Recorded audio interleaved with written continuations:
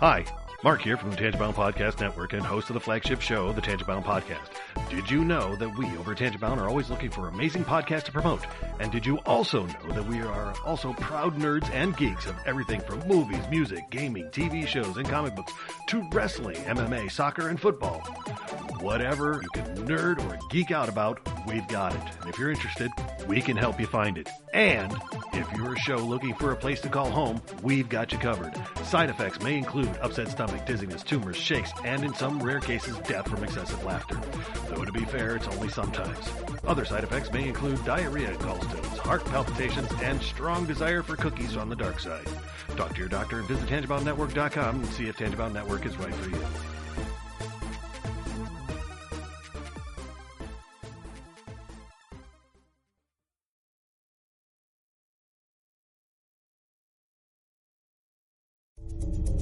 This is a Danger Entertainment podcast. DangerEntertainment.net. Danger Entertainment Podcast Network.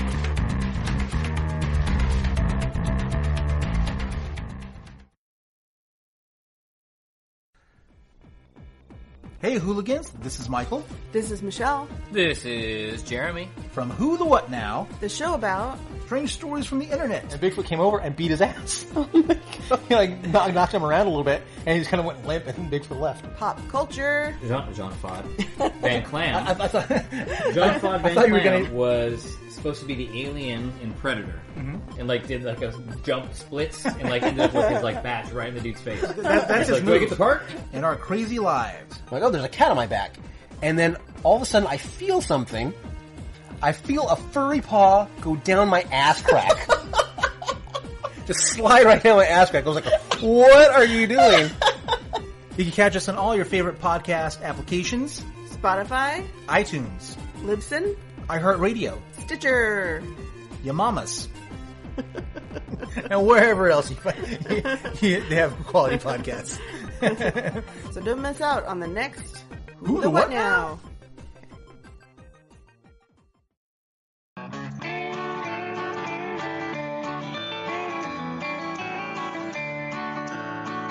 Welcome to the podcast from Temperance Town, the sexiest podcast of world renowned.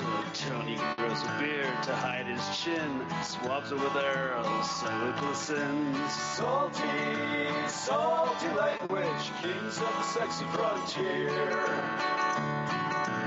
Download the pod, you won't get enough of these dapper chaps talking deadly fluff. In Hobo Gulch, they run a homeless mission, clanging and banging with a pentagram of kittens. Salty, salty language, kings of the sexy frontier. They enjoy their whiskey and local craft beer. By Odin's unkempt pubis, we give a cheer. Tony's a raccoon when he's booziest. Don't be a savage, be an enthusiast. Salty, salty language, kings of the sexy frontier. On the frozen tundra, they call it a lock. Tony likes to masturbate in a sock. Brian pisses rocks cause it feels so great. I still don't know who the fuck is Tate. Salty, salty language, kings of the sexy frontier. The boys will let you know when there's a due to male pattern baldness, they don't wear curlers.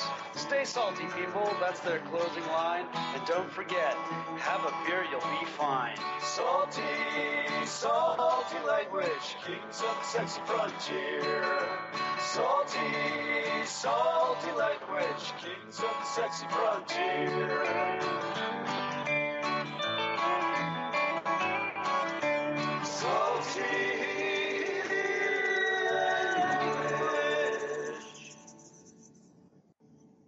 Boom. We up.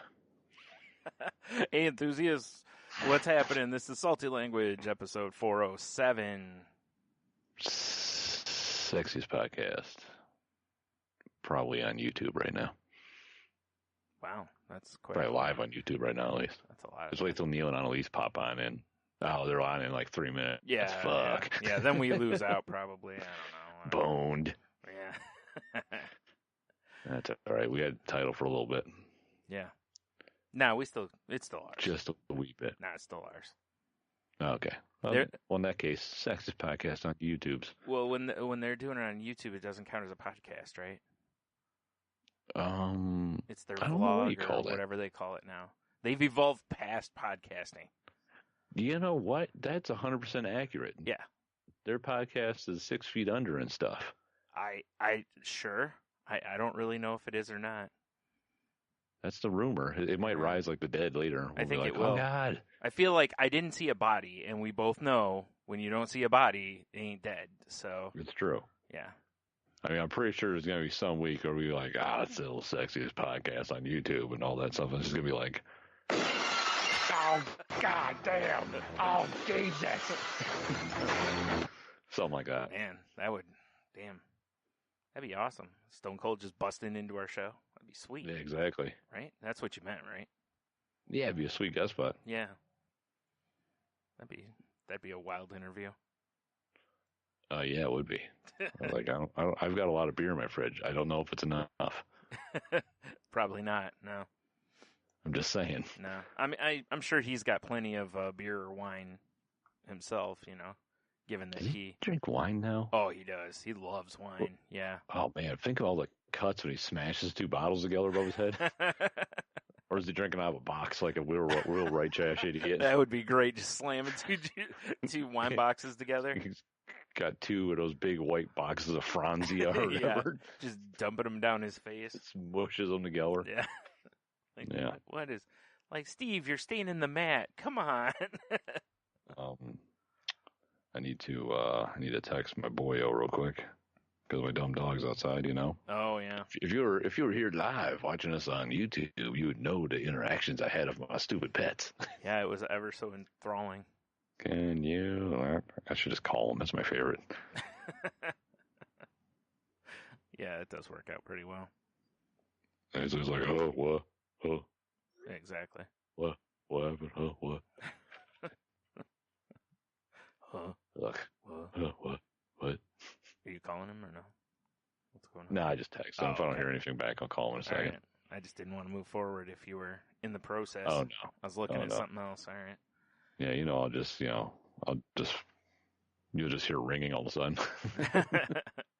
Yeah, that's probably true. Yeah. And not what's going on in my ears, right? Right. What's that sound? Yeah. Somebody have a dog whistle?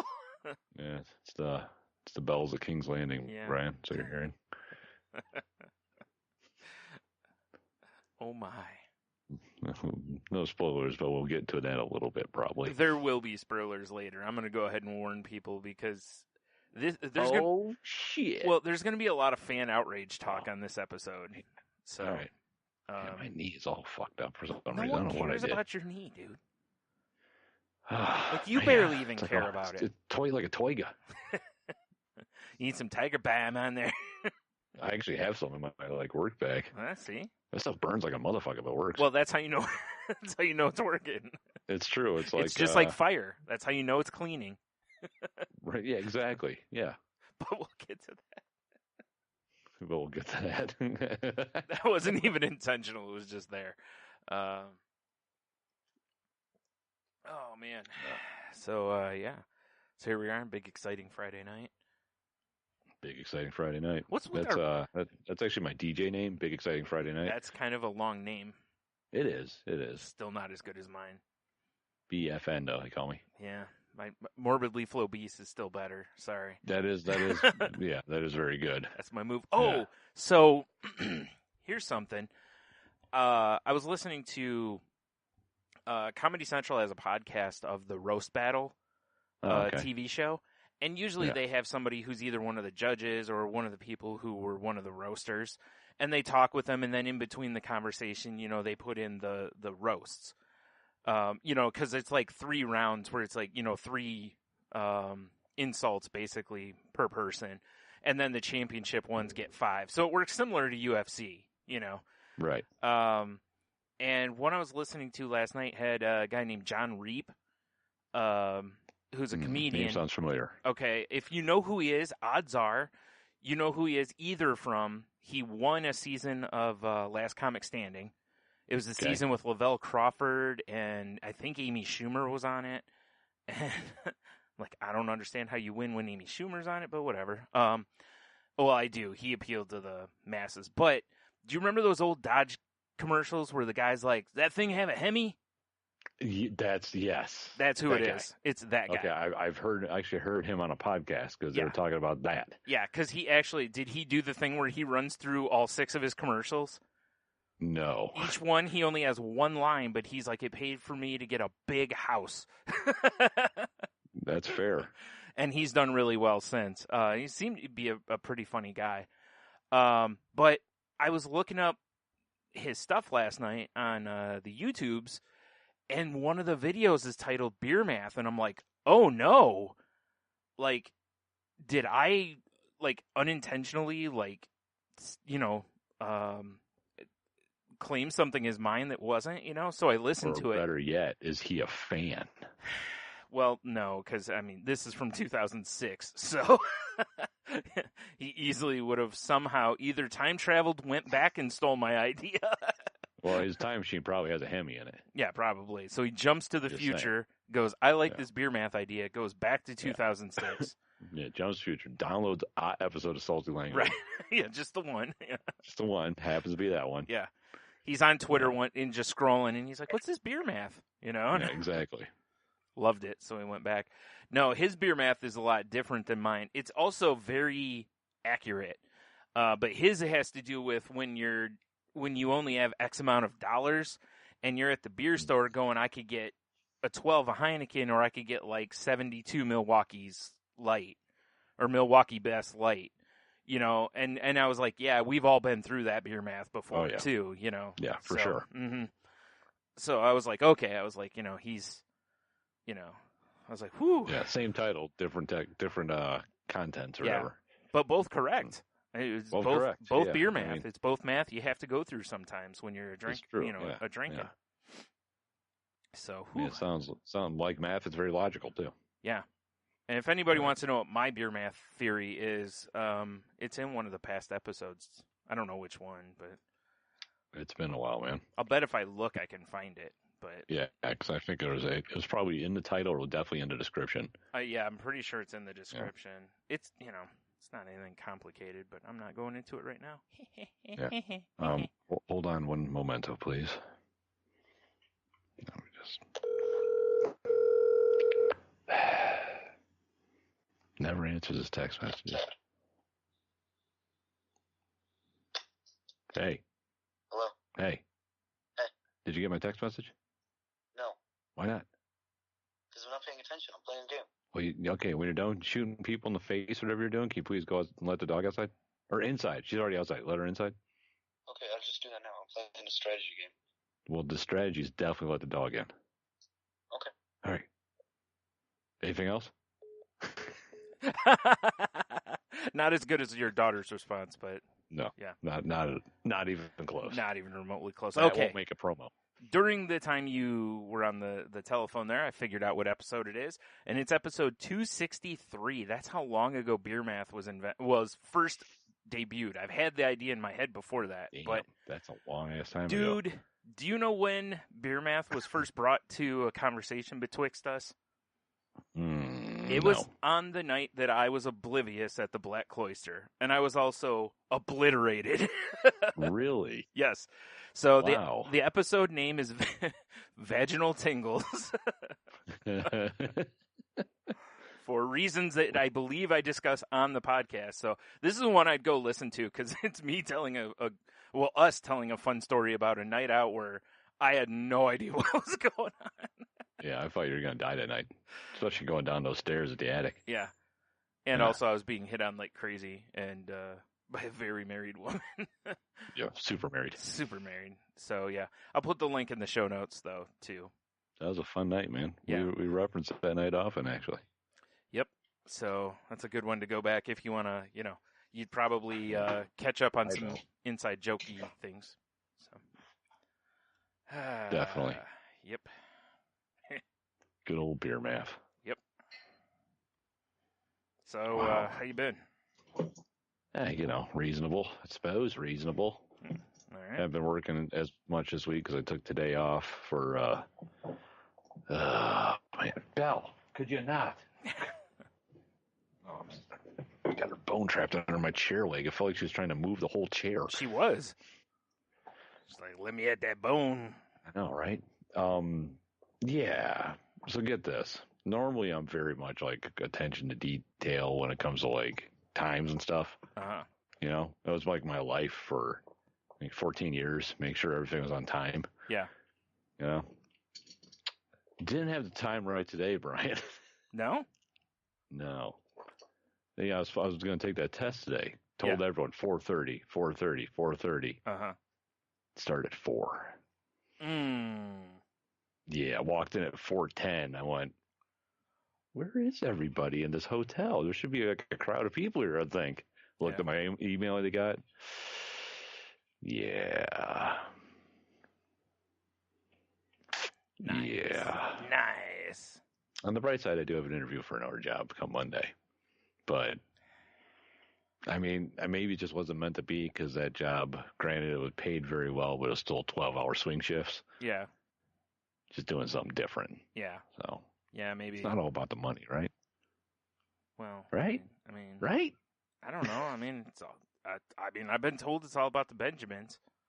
I mean, in life really ain't nothing but upset at bitches and myself. money, Tony.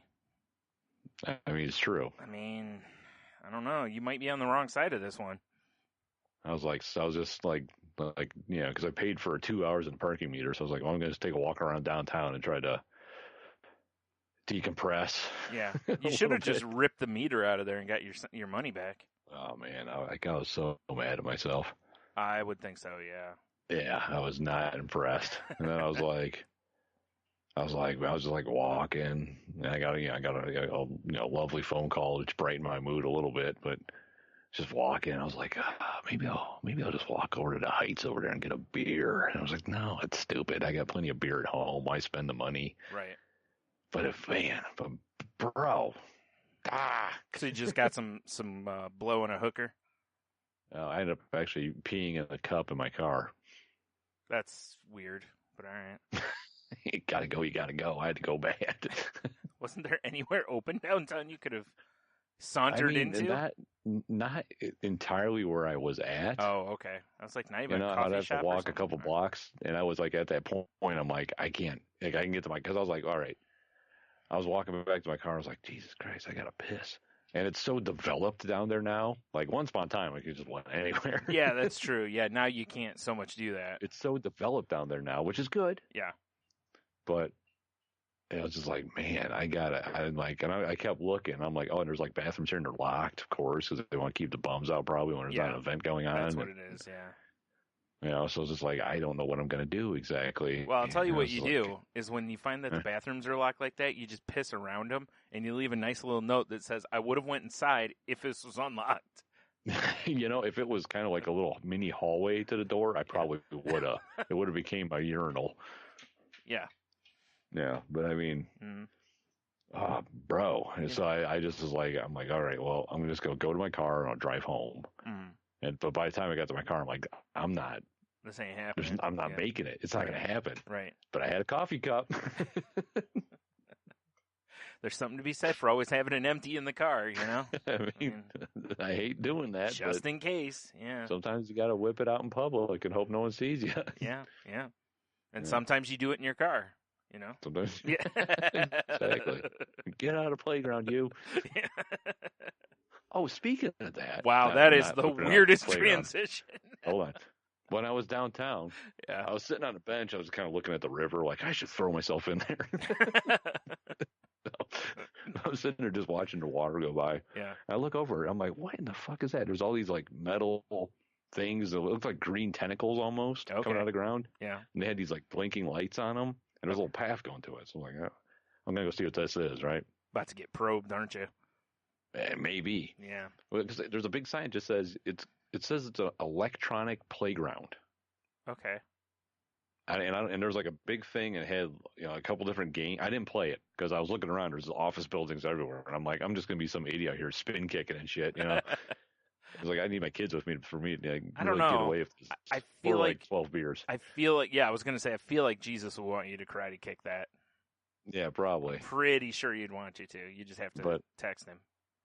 I don't know what it was. I've never heard of electronic playground. I haven't either. Yeah. Yeah. That is pretty strange. It was weird. It's just like I said, like a circle of like these rods of like these green pods on them. Each green pod had a metal, like a flashing light. I don't know. Oh, really? Weird.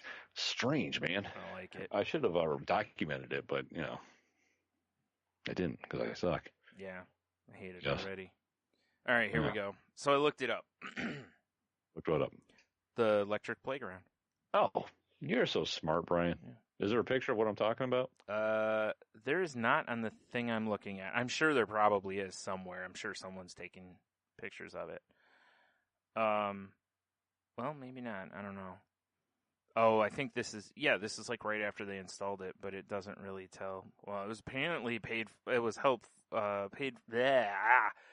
for with help from the Ohio Soft Drink Association and the American Beverage Foundation for a Healthy America. Jesus, get active, drink more pop. Yeah. The virtual reality playground was installed along the riverfront to ensure that residents and visitors have a place to enjoy together. Oh, here it is. I'm going to pull up our... I hope you have a better explanation. This really doesn't go into much. I just have an image of it. What? I'm just pulling it up so our like people can see it and such. Well, actually, I'm gonna have a look at it here real quick too. So I have their feed pulled up. So. To learn more about press release, press here. I just want to know what it does. See here. Thanks to a gift from Ohio's non-alcoholic beverage agency, to soon have a state-of-the-art electronic. Okay, right. Interactive system offering exercise through 8 different games at various difficulty levels. Okay. Oh, wow. Only 8 games? Yeah. Interesting. Okay, because, like, this that I'm reading here... Oh, I'm sorry. Okay, I misread it. It says the Neos 360 Playground was installed on September 1st, 2017, and has logged almost 5,000 games played. The data will be used to help identify other parks in Toledo that could benefit from similar playground equipment. See? I mean, this seems like something to do in the middle of the night because it's within walking distance of like a couple good bars. Yeah, I'm thinking you're probably right. Yeah, I would like to see this, like, you know, in action. In action, yeah. Yeah, that'd be cool. Like, show us what's going on, yo.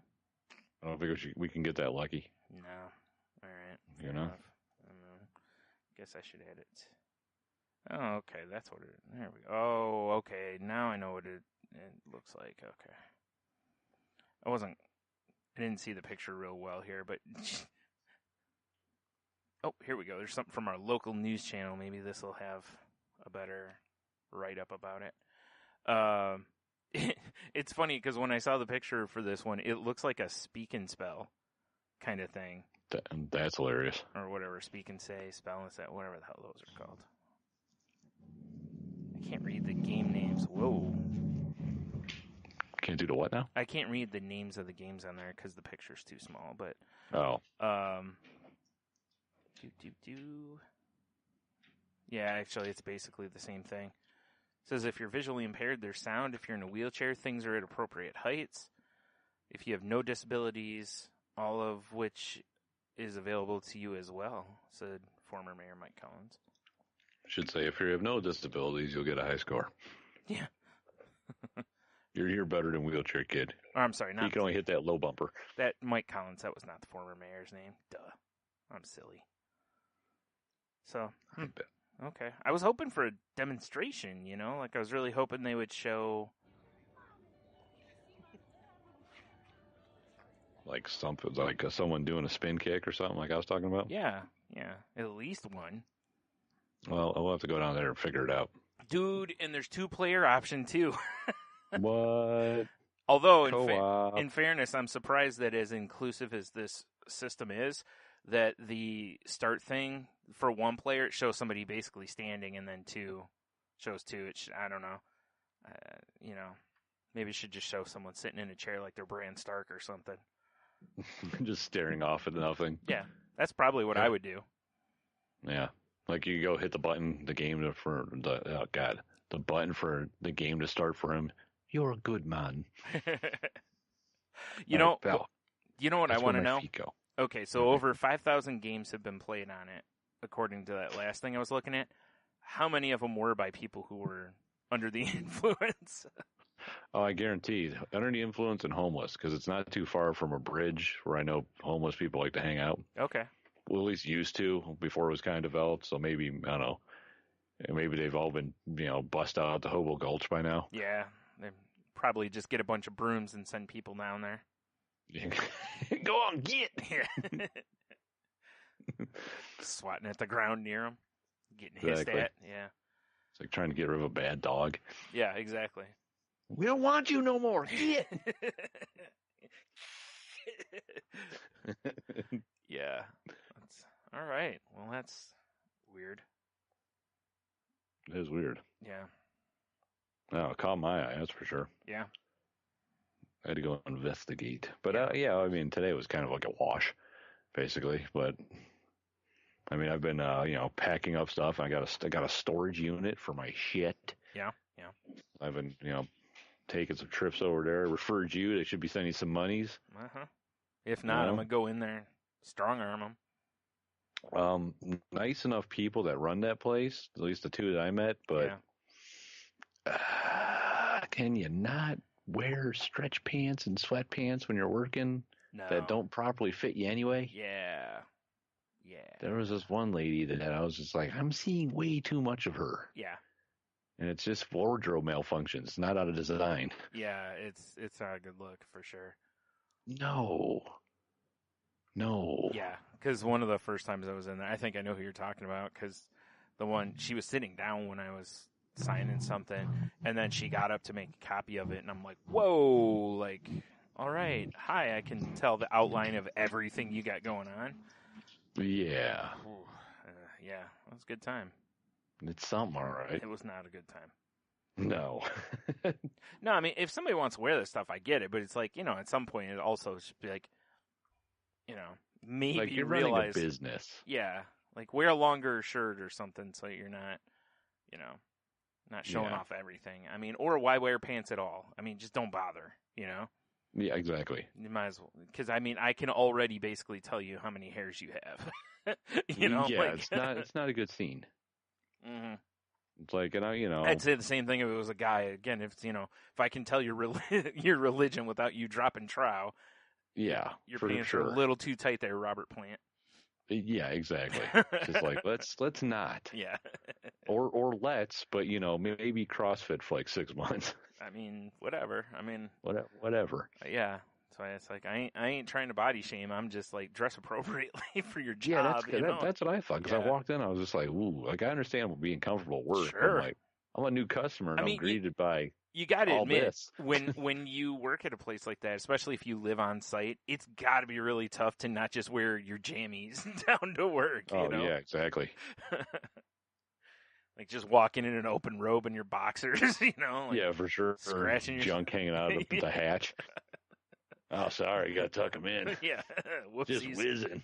Yeah, the little rascal's got a mind of his own.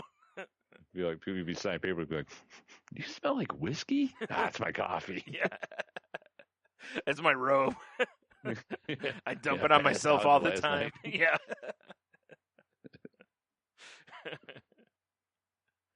Oh man. Yeah, I kind of think that would be awful to live where you work. Yeah, because even though they're like, hey, this is the office, this is the home property. Like on some of them, like I think the one we both use, I believe it's like right there. It's the same building basically. It's not like some of them where it is the same building, but there's some where it's like there's an office and then well behind the office is the house area, But it's like it's right there. So I imagine there's going to be some asshole going and pounding on the door, after hours instead of calling the phone number that's on the sheet or door or whatever it is, Just I don't even understand how you could do that. Yeah. Like, I mean, how could you even feel good about being like sick and trying to call off? Like, I live here. Right. I don't think you get days off if that's the case. Yeah. You know what I'm saying? Right. They're like, look, where are you at now? You're at home. You're just sitting at. Yeah, seriously, throw yourself down the stairs and then just crawl into the place. and just sit there for the rest of the day. We don't even care if exactly. you wear your jammies. Just wear your jammies. Everyone else is. Right. It's like a goddamn uniform at a storage place. Yeah. What would be great is if you walked in and somebody was just in like, you know, a unicorn onesie or whatever, but they had like the business shirt on over it. Sweater vest. Yeah. That way, you know, you're still looking appropriate. Oh, yeah. Business casual for show. Yep. Nice shoes. Yes. Well, of course. Yeah. Well, no, you're in a onesie. You don't need shoes. Well, I mean, you know, gotta maintain that business casual Oh, look. okay. Yeah, all right. Yeah, sweater vest, nice shoes. Mm-hmm. Yeah. Bow tie. Yeah. Bow tie. Mm-hmm. Bolo tie. Bolo? No, we're not doing that again. Bolo ties on Fridays? Not after that creep on Jeopardy that we saw. Oh, yeah, that's right. Yeah. Nice facial hair, dick. Yeah. Man. Yeah, we were You watched Jeopardy this past week. Yeah. You know what I'm talking about. There's a guy that had one of those where it's like the mustache that goes down into like your chin that's supposed to be kind of like a handlebar mustache, but he didn't have much of a mustache. He just had big tufts of hair to either side of his chin. It looked like something exploded in his face. Yeah. Like burn away his facial hair. Right. It was a bad look. And then a bolo tie. It was not a good look. Yeah. And then a bolo tie. It's whatever. I don't know about these people. With any luck, when he was like, you know, going to fly back home, his bolo tie got caught in the escalator or something. Wow. Maybe that's what happened to his facial hair. It happened on his way in. Maybe. Yeah, okay. You might be right. Escalator ate his chin face. Yep. All right. His chin face. Yeah. Damn, that would suck. Yeah, he had a really long, like, wizard beard. He leaned down a little bit, you know, and when he did, he got, you know, snatched up by the... Whip. Yep. And it was on. It's over, Johnny. Yep. It's like, what am I going to do? I got to go on Jeopardy. Like, sir, we can get but we're going to have to cut only the middle part of your beard off. Yeah. We're going to perform some sort of miracle, make you look like less of an idiot. Yeah. Meanwhile, they get done, they're like, we did what we could. Yeah. Guy was saying, meanwhile, you know, the guy who did the cutting is a big Ra's al Ghul fan, you know? Yeah, exactly. Calls every Jeopardy contestant detective. Yeah. Oh, man, that'd be good. Like, how'd you know the answer to that, detective? No. Detective. Yeah. Yes. Oh, man. Ooh. Oof, off, woof. Yeah. My week's been pretty meh. Like, it's just been nothing really. The most exciting thing that's happened was, aside from us, you know, finally hitting up the brewery up the street here, which we'll get to in a minute. Yeah. Was I've been wanting to take a chair out of the room I'm in currently and put it into my bedroom so that I can sit in it and play video games and stuff rather than sit on my bed, which has no back support and what have you. So I finally got that done. And since I already had a bunch of stuff yanked out of here, you know, I went through some stuff, threw some stuff away, you know, stacked things better and put things in boxes that I could close instead of just willy-nilly in boxes just so I could move them around, you know. Some would call that spring cleaning. Yeah, a little bit. But, yeah, so I got all that accomplished, which was nice. Yeah, I still have more that I want to do because I want to move, you know, some other stuff around in my bedroom so that I can, you know, put the TV at an optimal place that in the event that I am in bed and want to watch TV, I still can do that, but also I can sit in the chair and, you know, play You could game and lounge like a gentleman. Exactly, yeah. So, as it's meant to be. Yeah. So, that and, actually, I do have something else that was really interesting. I got my first jury duty selection notice. Did you buy that I Hate Everybody t-shirt? Yeah, I did. Yeah. Especially anyone who's not like me. Yeah. Yeah, exactly. Although, in fairness, I feel like that's the wrong move now. I feel like wearing one that says I love everybody might be more offensive now. It could be. The way the fucking country's going. Anyway, but, you know... Maybe I love everybody and it just says, except you. There's a finger. Yeah. Pointing at the person next to you. Right. Just got fingers pointing every which way. Yeah. But so, yeah, I filled that out. You know, something was really funny about that was that I actually had to put a stamp on the envelope to send it back. Really? Yeah, most You things think that go through a government are postage paid. Yeah, I was saying, Yeah. you think it'd be postage paid. But if I don't turn it in, I can be held. I forgot what it is. Not in contempt, but you can be. You can get like fined or jailed for not returning it. So, Right, which is crazy. yeah, I was like, wow, all right. They're just doing their civic duty, Brian. Right. Their civic duty. Yeah. I haven't been called for jury duty in a while, and I'm glad for that. That's Now that I said that, though, I'll probably get Oh, called. for sure. I'll make sure of it. Yeah, because like if I go, I'll be like, you know who you should call. Yeah. No, this is the I'll first make sure I time. get a freshly powelled domer and walk in with my combat boots on and stuff. Naturally, yeah. Yeah. Fit in with probably everybody else. But Right. Damn it. I just figure I'm going to draw a pentagram on my forehead and walk in. Yeah, there you go. Nice. We'll just see what happens.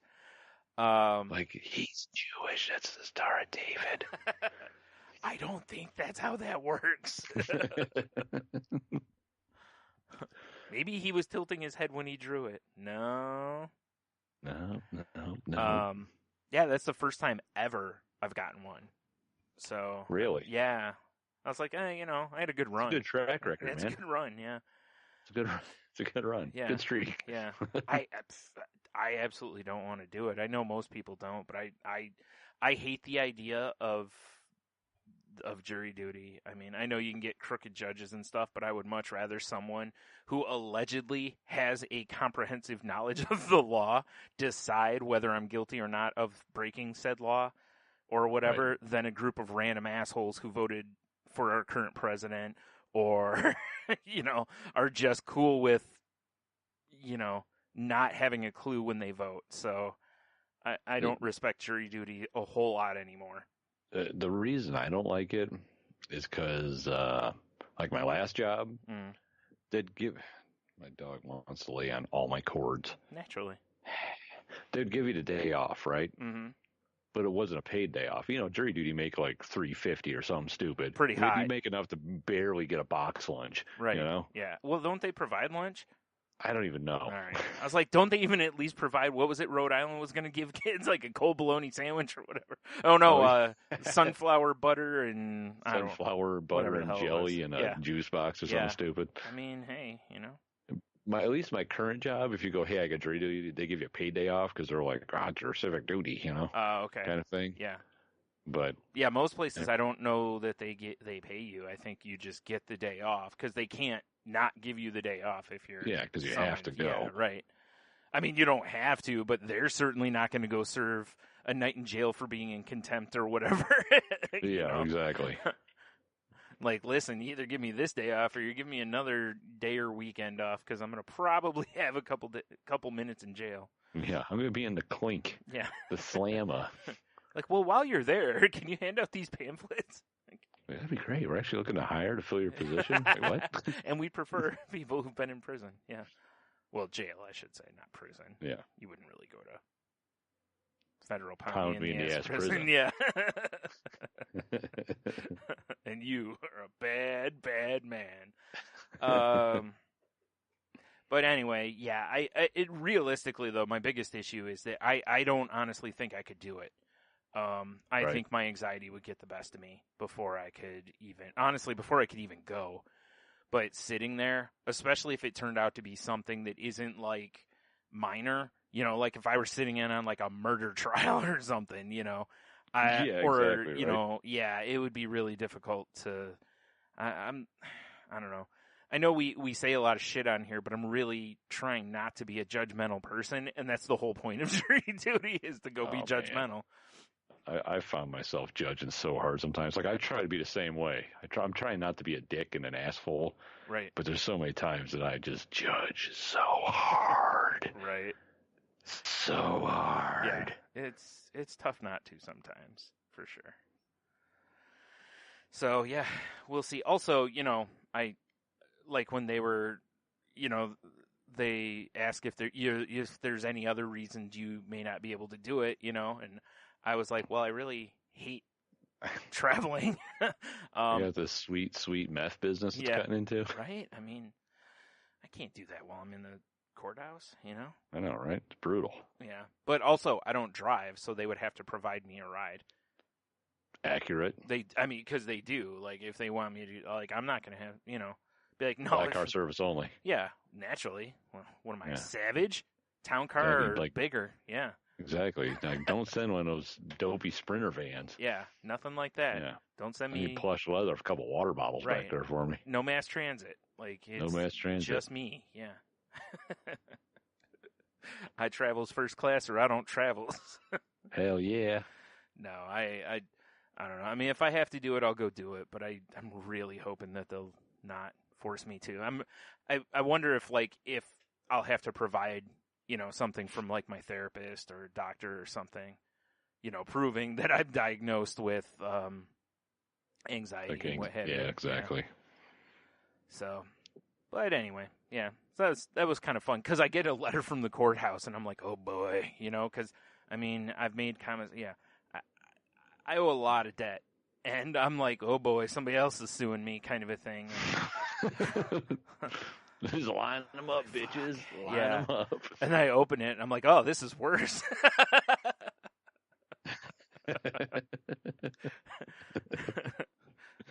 That's hilarious. At least with the other, I can just ignore it, basically.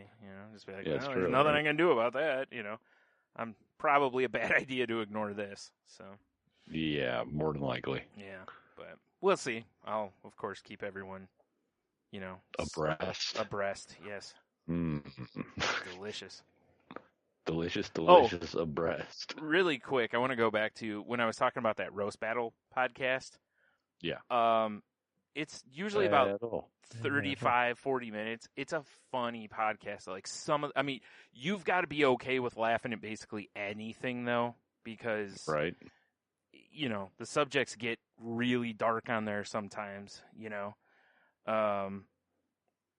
like the one I was listening to last night, a guy had at least 2 jokes on the other guy about him losing a baby.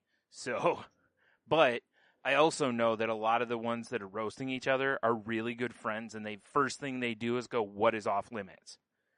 Right. And the other person will say this or this, kind of a thing. So, but yeah, some of the stuff is just brutal. There was one on there that these 2 women, and I guess they barely knew each other. And really? Yeah, and the one woman comes in and she's telling kind of stock, burns basically. And the other woman came in and just crushed her. I mean, super cutting stuff. And I'm like, damn, listening. And then when they cut back to the talk, the one guy was like, did she have beef with her? Like, man, she was mean. She was mean. And the woman who was on there was like, no. She's like, she just was really, it was her first time on the show. She just really wanted to make sure she won, basically. And right. She's like, no, they're totally cool, but they just didn't. I was like, damn. I was like, I would not want to draw her name out of a hat because, geez, Can I come up with just an idea here? Yes. All right, how Doug Benson's got his, getting Doug with high or whatever. Yeah. Or Doug on move, whatever it is. They're both. He has both. Okay. Or at least he used to. So you picture that, right? Uh-huh. Then you picture roast battle, right? So you get everyone on the roast battle just baked. Right. And call it the pot roast. Right? If he hasn't already done that, I don't know what the hell he's doing with his life. Yeah. I mean, he's not really a roaster. That's not his game. But well, no, but I mean the gimmick, though. Oh, my God. I really like that, though. I'm just saying. I really like that. I'll tell you, we need to get that going along with, well, it's not mine, but I mentioned about the drunk spelling bees. Oh, yeah. Just be so much fun. Yeah. I was like, well, 2020, all the, recreational weed stores will officially become available in Michigan, so the pot roast could be a thing. Yes, finally. Yeah. Drunken spelling bee, though, we could do that at any time. That's true, yeah. We just need contestants. Mm-hmm. Well, because technically you could make the parameters of the drunken spelling bee that you at least have to be legally drunk. That's easy enough. Right. All you need is one of those breathalyzer gimmicks, and you can be like, okay, they're above the legal limit. You're allowed in. Right. I'm trying to think of a way you can make a spelling bee a drinking game. I mean, obviously, you miss the word, you take a shot, but I mean, you kind of want the people to be drunk already. Yeah. Or at least on the edge. Boy, that's a tough one. Because my intention was basically people are already drunk, and then they get up for a spelling bee. But your way is not bad either. I kind of like the idea of doing something where you spell, and if you're wrong, you know what you do is you do it this way, in that when you get up, like if you spell it wrong, you drink, and you could either be a real asshole and go, well, if you get it right, everyone else drinks. Oh yeah. That way you get the advantage. Basically, if so, man, it could suck to be the last person going in the first round. Or you could have a double event. You have something that is a drinking game to start it off with, and then the event ends with a spelling bee. Yeah, it's basically just a spelling bee all the way through. It's just the rules change. Like round 1 is if you spell it right, you don't drink. Everybody else drinks. If you spell it wrong, you have to drink. And then round two or 3, however you get to that point, is then it's the final, like you take the top 4 people and or 6 people, whatever, in spelling bee time. I like it. And if you happen to make it in there sober, you just have a huge advantage, maybe. I have a feeling doing anything like this, but add drunk to it, would be entertaining. Yeah. Like you could do like Wheel of Fortune and just make the puzzles really easy, but the people are smashed. I don't know. I think it might be more fun to make them really hard. Oh man. Stu, you remember I used to have the Wheel of Fortune home game? Yeah. It's too bad I still don't have that wheel. Oh yeah. That'd be sweet. Those are easy enough to make. That's true. We can make a wheel, no problem. Yeah. Yeah. Or I'm sure there's some sort of an app or something out there. Oh, there's got to be. I bet you if I look it up right now. Yeah. Like virtual Wheel of Fortune wheel or something. Yeah. Well, the other move would be to do something like the Jack in the Box games. You know, the suites that they have on PlayStation Network or whatever. Oh, yeah, right. Where they've got just a bunch of different interactive games for like groups of people. You could do stuff like that too. But yeah, it could be good fun. The only problem is realistically, like you'd have to find a bar that's okay with this kind of thing. Because I could see where a bar might be like, we really don't want this. You know, because like, too fucking bad. Yeah, yeah, this is happening whether you approve it or not. Yeah, we don't give a shit. Yeah, we're bringing our own mic and an amplifier. That would you're correct. It would be entertaining to get something like that going. Mm-hmm. You know? Yeah, it'd be really fun to do. We just need to get a brewery to get on board with us. For sure, right? No, yeah.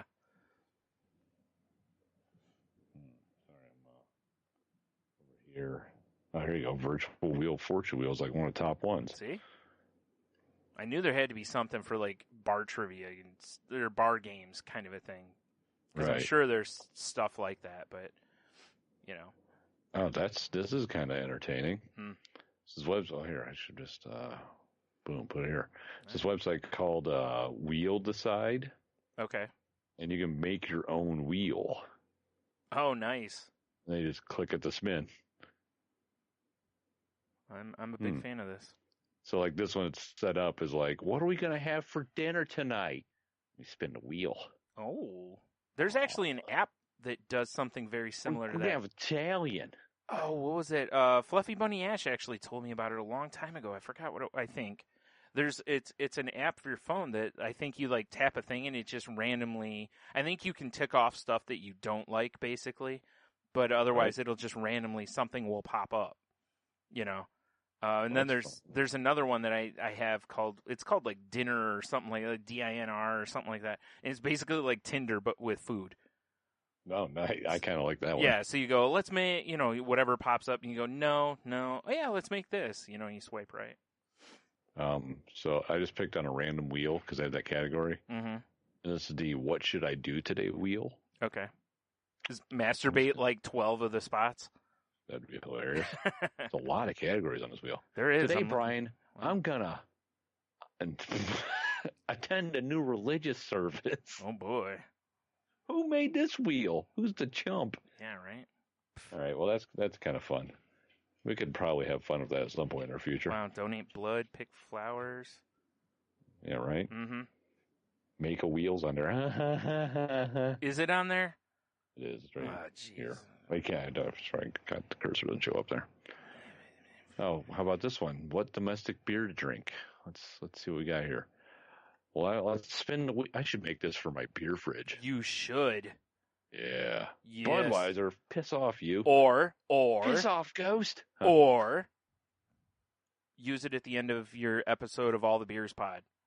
Yeah. Oh, that's a good idea. Just be like, boom, hit it, and be like, next time it's this beer. Hmm.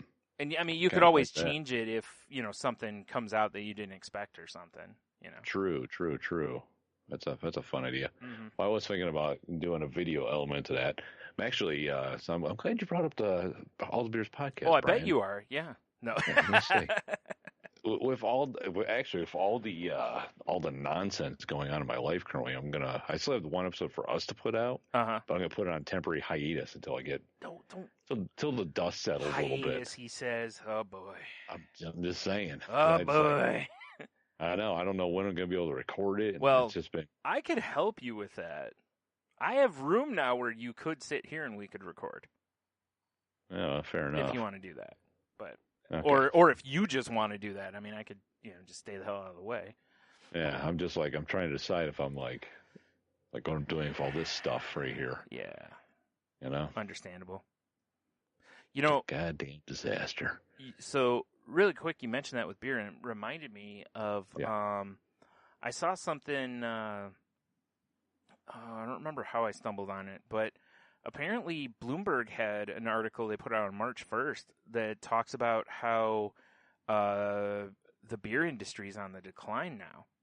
Really? Like craft or in general? In general. Where is it? It says U.S. alcohol consumption dropped in 2018, the third straight year of declines. The main culprit is the beer slump, with consumption of the classic American adult beverage down 2.8% since 2015. That's despite continued growth for craft beer, which saw consumption jump nearly 15% in the same period. And where is it? There's a little graph here that shows basically. I think a lot of it is they're pointing out is that it's like people are moving away from carbs still. So there's all these drinks now that are coming out that are low carb, zero carb, like the seltzers. And I've read now, well, what was it? Was it last week or whatever, where we talked about that beer that's non-alcoholic? Right. Like there's more of those starting to pop up, and there's more non-alcoholic like mixed drinks and stuff starting to show up. Like there's bars starting to open that are completely non-alcoholic. Yeah, I actually just saw something earlier today, I think on my news. It was like I was talking about a non-alcoholic like tincture or whatever. Yeah. Like it was like basically a cocktail that's they made for designated drivers that's supposed to like pep you up. Oh, that's interesting. I mean, as long as it's not just a Red Bull, basically, Yeah, no, it looked like I should have pulled the news story, but it's just like I just kind of caught my eye. I was like, oh, that's kind of cool, and I moved on with my life, Yeah. Huh. But it also shows on here that there's a decline in drinking for millennials and Gen Z consumers. That kind of doesn't surprise me with the rise of CrossFit recreational and stuff. marijuana. Oh yeah, that too. Yeah. Yeah. I was just thinking of stuff like CrossFit because, like, was it with you? I was talking about with like the new crop of wrestlers. Most of them aren't into going out and getting hammered and drugs and all that stuff. Like they go back to their rooms, they read, they do CrossFit. It's like it's about taking care of your body.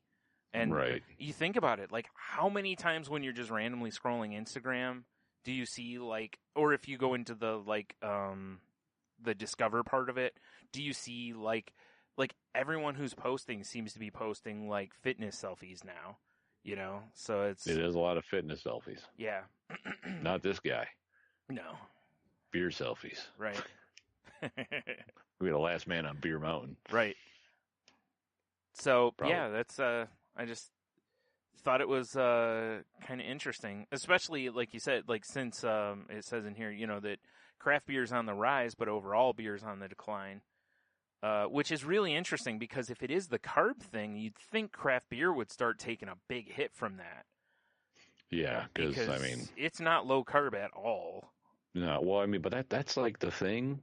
Like, you know, me when I was Johnny Keto, the Keto Kid, I still drank beer. Yeah, I couldn't because I like it. Yeah, that was the one thing I couldn't shake. And even when I was like, all right, I'm going to be good today, I would end up getting like a mixed drink, like a tequila and seltzer or something. And yeah.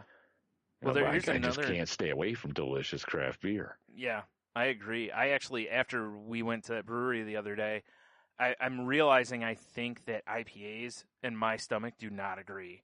And, and it really sucks because, you know, anyone who knows, I enjoy the IPAs.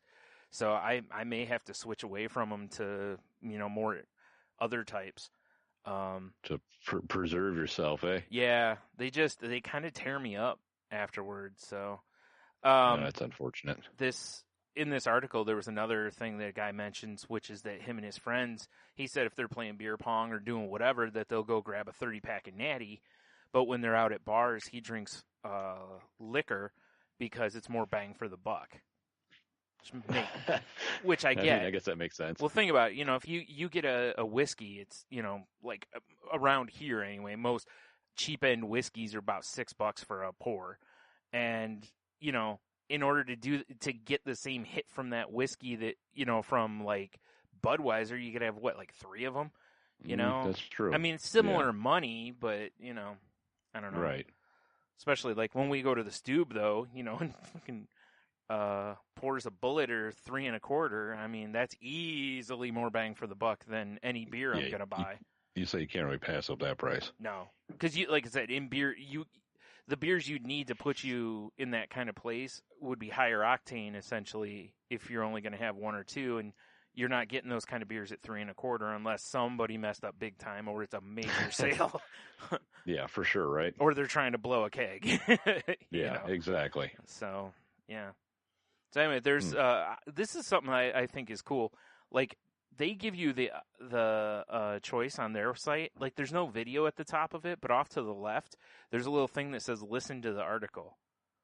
Oh, that's interesting. Yeah, or you can read it, which, you know, I've been scrolling through. I kind of scrolled through a little bit before, but there were a couple things I had missed. But yeah, so yeah, it's kind of an interesting article. If anyone wants to read it, of course, it'll be in the show notes. Well, I've been, I mean, I guess kind of along these lines, not really, but kind of. So I started doing CBD oil this week. Yeah. And, I mean, I'm still hard-pressed to decide if it's working or not, per se. Yeah. I just don't know. Yeah. Jesus Christ. I just got texted. Holy shit. It's one of those things I'm just like, I haven't felt anything ill effects, but I do kind of feel like I've been in a better mood overall. Right. But I really got it for pain, but I don't know if I'm taking enough to, like, you know, affect my after work soreness and such. Right. I just don't know. Well, it's interesting. Do you still listen to The Forkful, or are you behind on that? I am so behind. I'm behind on everything. Well, one of their more recent episodes, he talks with, well, first of all, he talks with a woman. He did an episode a couple of years ago, I think it was, where he did edibles.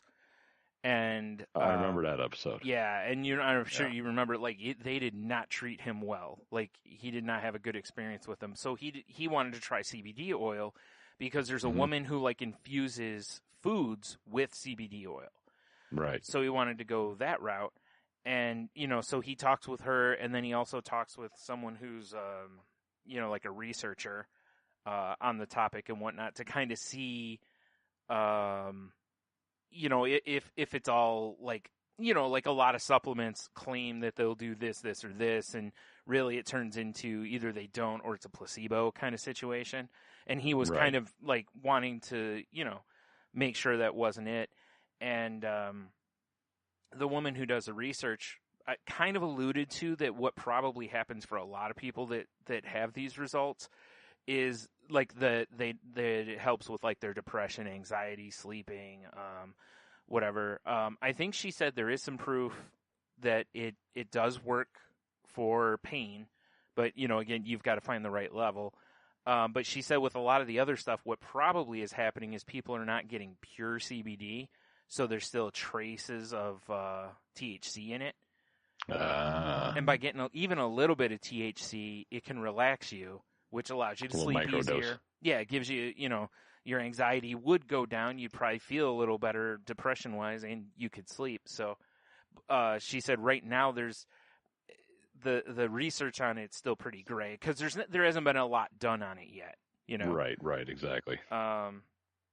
So I was curious to see, what you had said about it too, because that was something else the woman that does the infusing was talking about, was she said that there's different levels of it, and like what she gave Dan, the host of that podcast, was a lower level. She said she's at like a 10, which is a higher level.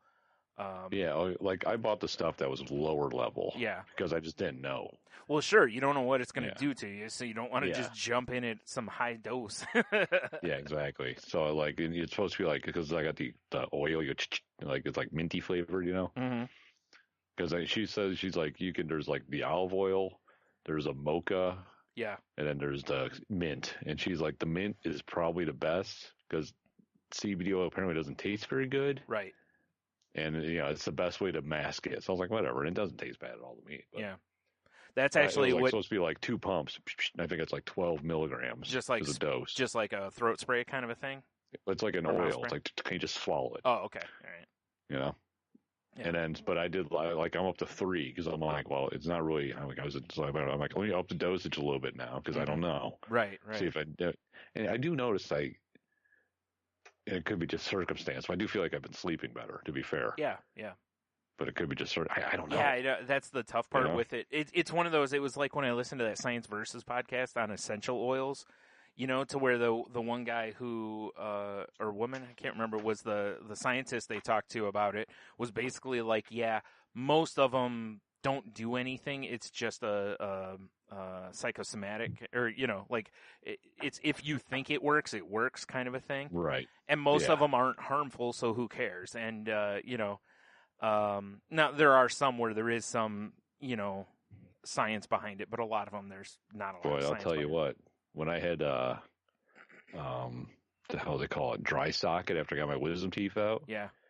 Fucking clove oil. I found that on some sort of crazy like old lady remedy website. Yeah. And that shit worked. I've heard that too. My mom has mentioned that a couple of times. Like after I had one, the one wisdom tooth of mine where they yanked on my tooth for like a day and a half. Right. She mentioned getting some of that to put on there because I guess her parents did it for her and it worked. So Yeah, I couldn't. I was like, because the pain was. What am I hearing in the background? I don't know. It sounds like one of my kids must be awake. The pain was real, and I was like, sure. I didn't know what to do, so I went online and was like, heroin, just get a cotton ball full of clove oil, and I was like, okay, I'm willing to try it. So I went to the health food store and found it, and as soon as it touched it, the pain was gone. That's nuts. It was crazy. Yeah, it was like it just shut down that like nerve. Right. Well, that's my thing. Is I'm not against anything working. Like I am a skeptic at heart. But when it comes to stuff like this, it's not that I immediately go, that's not going to work. But I want to, if there is science that's been done, I want to read some of the science that's been done just out of curiosity, Yeah, I'm the same way. Because look, like they said, if something works, it works. I mean, I've done a ton of reading on CBD for a while now. Yeah. Enough to the point that I'm like, I'm going to try it. Yeah. Yeah, because if nothing else, there doesn't seem to really be anything that's a major downside to it. No. Unless you get some like weird stuff or something, Right. And I'm not opposed to maybe upping the dosage to see if that helps. And if that doesn't help with anything, then I'm just like, okay, well, I tried. Yeah. It's like, okay, it's not for me. Yeah. Yeah. Mm-hmm. Exactly. I did see, they were talking about it on the news tonight, actually, because they were showing like the ones you talked about. It might have been from that place, actually, because it was on the local news. And they showed like mocha, mint, and an olive oil spray. So probably might have been the same place. Yeah. I mean, those are probably like CBD Plus or something like that. Yeah, I think that's who it was. But they talked about that industry is a $600 million industry already. I believe it. Yeah, me too. Because there's probably like anything, there's an element of people out there that are really trying to do it to help people to just be the natural remedy type places and whatever. And then of course there's going to be other people going, I can make money on this. Oh yeah, for sure. And I think that's probably your biggest key, is to try to find the first group so that you get more of a pure product, versus the second group where you're likely to get who knows what, that maybe they dilute stuff with this, or maybe they don't get all the THC, and that could become a concern. I don't know what level of THC becomes traceable on like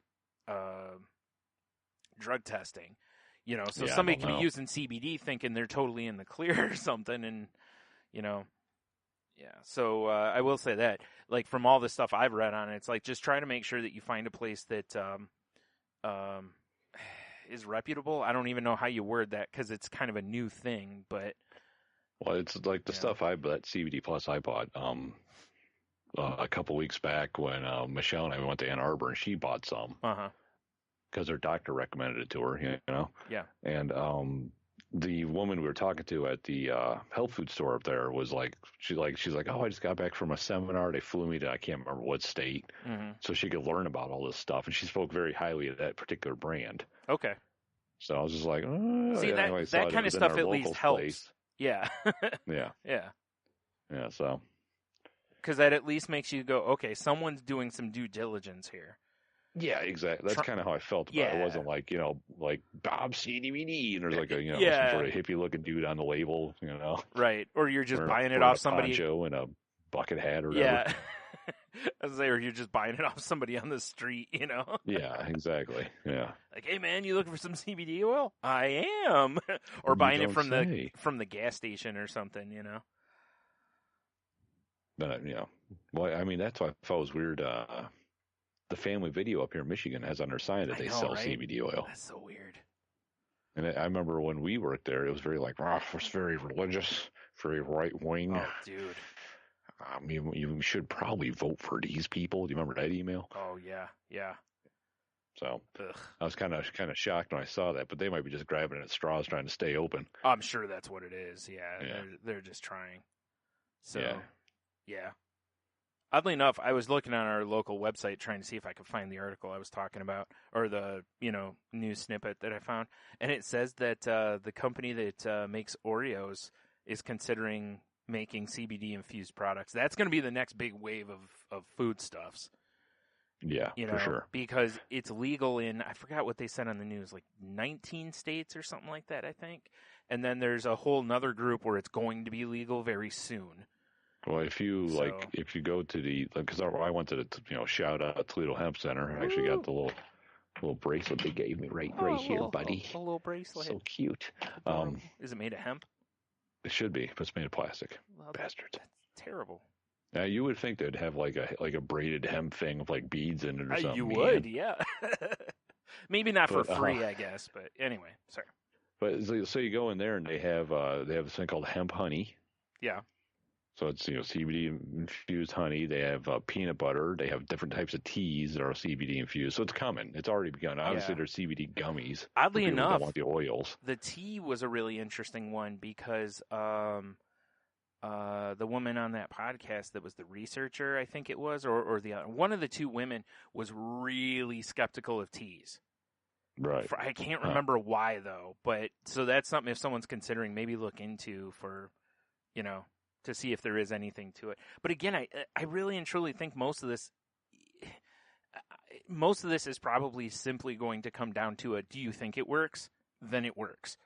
Yeah. Because I've heard podcasts and read a few things now where that seems to be more and more, like I think I told you about it. I know there's a podcast I listened to where the scientist was talking about, they did this massive study and they found that placebo effect drugs, or just placebos, actually many times in their studies work better than the actual drug for pain.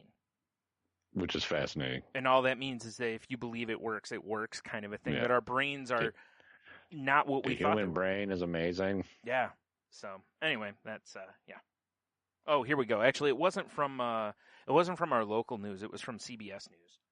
So, okay. But I'll have the link to the whatnot in the show notes also. Yeah, I'll make sure to give updates on how I'm feeling. I guess that shit.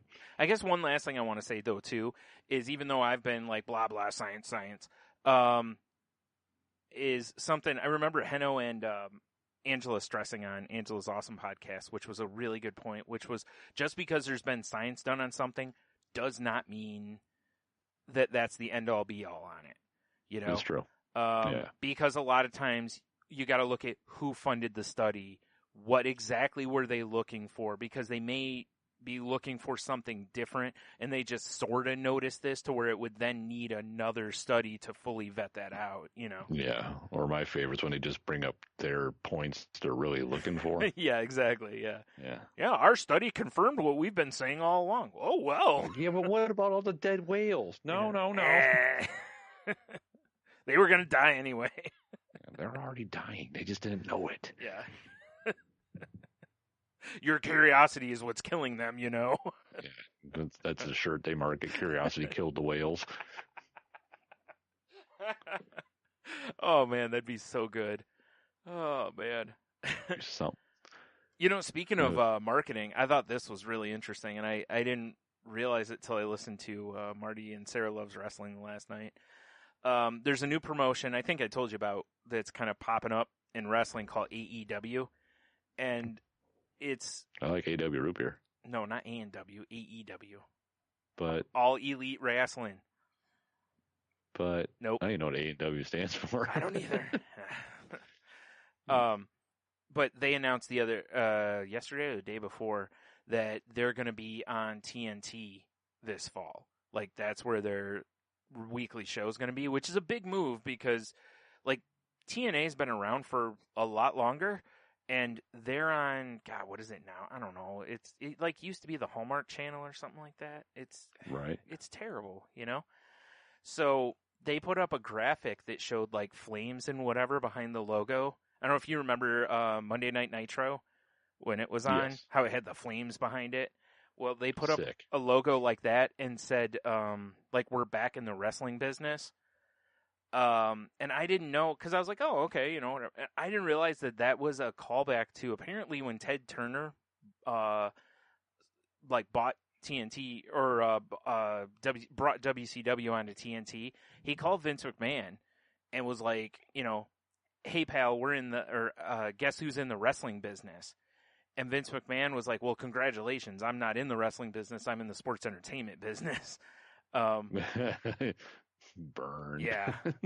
So this was a little callback to that, which, it makes a nice, just a little shot at WWE without being overt, I thought it was kind of funny. So. Well, I mean, Brian, I actually have a WWE story set aside just for you. Really? I do. It caught my eye. It's something we haven't talked about in a long time. Okay. Hold on, let me clear off this ad because it's super not cool that this is here. Something very inappropriate, I take it. Yeah, pretty much. Alrighty. Pretty much. Fun. Well, whatever. It's taking forever. So I'm going to just pull it up. Okay. So it's Ashley Massaro. Oh, yeah. You familiar? I know who she is, yeah. Apparently she's dead. Yeah, I saw that she died yesterday. Yeah. Which, it was a weird day for wrestling yesterday because people were still coming off this AEW thing, like being all excited about it. And then there was... Dude, a root beer float and a burger? Right? Bro. Dude, but then there was a rumor that Ric Flair was once again on death's door. And, of course he was. And of course, he always is. Look at him. And of course the internet freaks out. But then his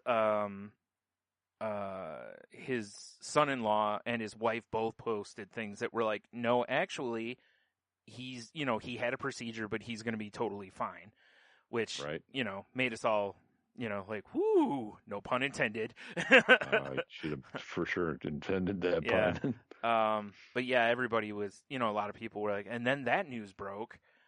And last I saw, there's no cause of death. They said they were investigating because she was found dead. Yeah, it was like an emergency call something. Yeah. I don't know. There's just this video currently playing of her doing Snapchat filters and stuff. It's kind of annoying, actually. But, yeah. She was on TV a lot during the Divas attitude, or not Attitude Era. She was she was part of that kind of toward the end of it. But yeah, she was she was that. She was one of the ones that Vince McMahon got a huge boner over because she posed in Playboy.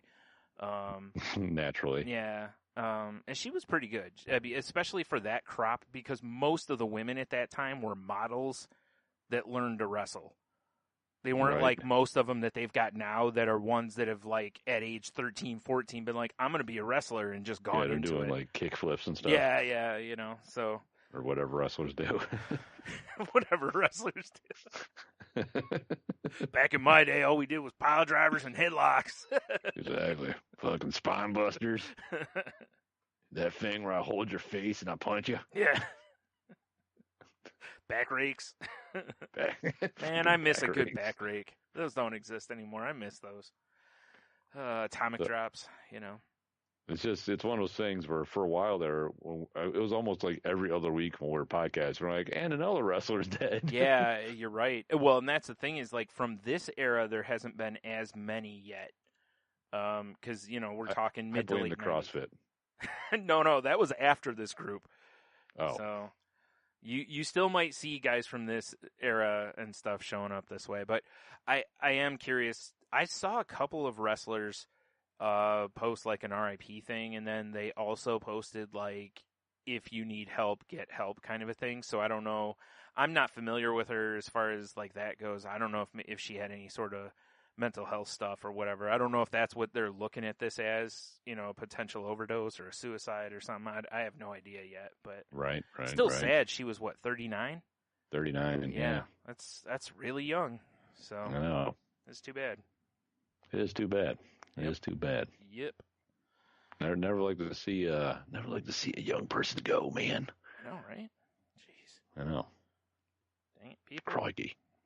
Dang it, people. Knock it off. Yeah, cut it out, you. Damn it, Stop it with the dying. Yeah. Dadgummit. Right. Oh, man. Did you hear about another tragic death? This has got to be Grumpy Cat. Fucking Grumpy I knew Cat. it. I knew it. Goddamn Grumpy Cat. Yep. Am I the only one that when I saw that, it was like, I saw it on the imager, it was like, Grumpy Cat, we regret to inform you that Grumpy Cat has passed away. And then I was just like, thank God.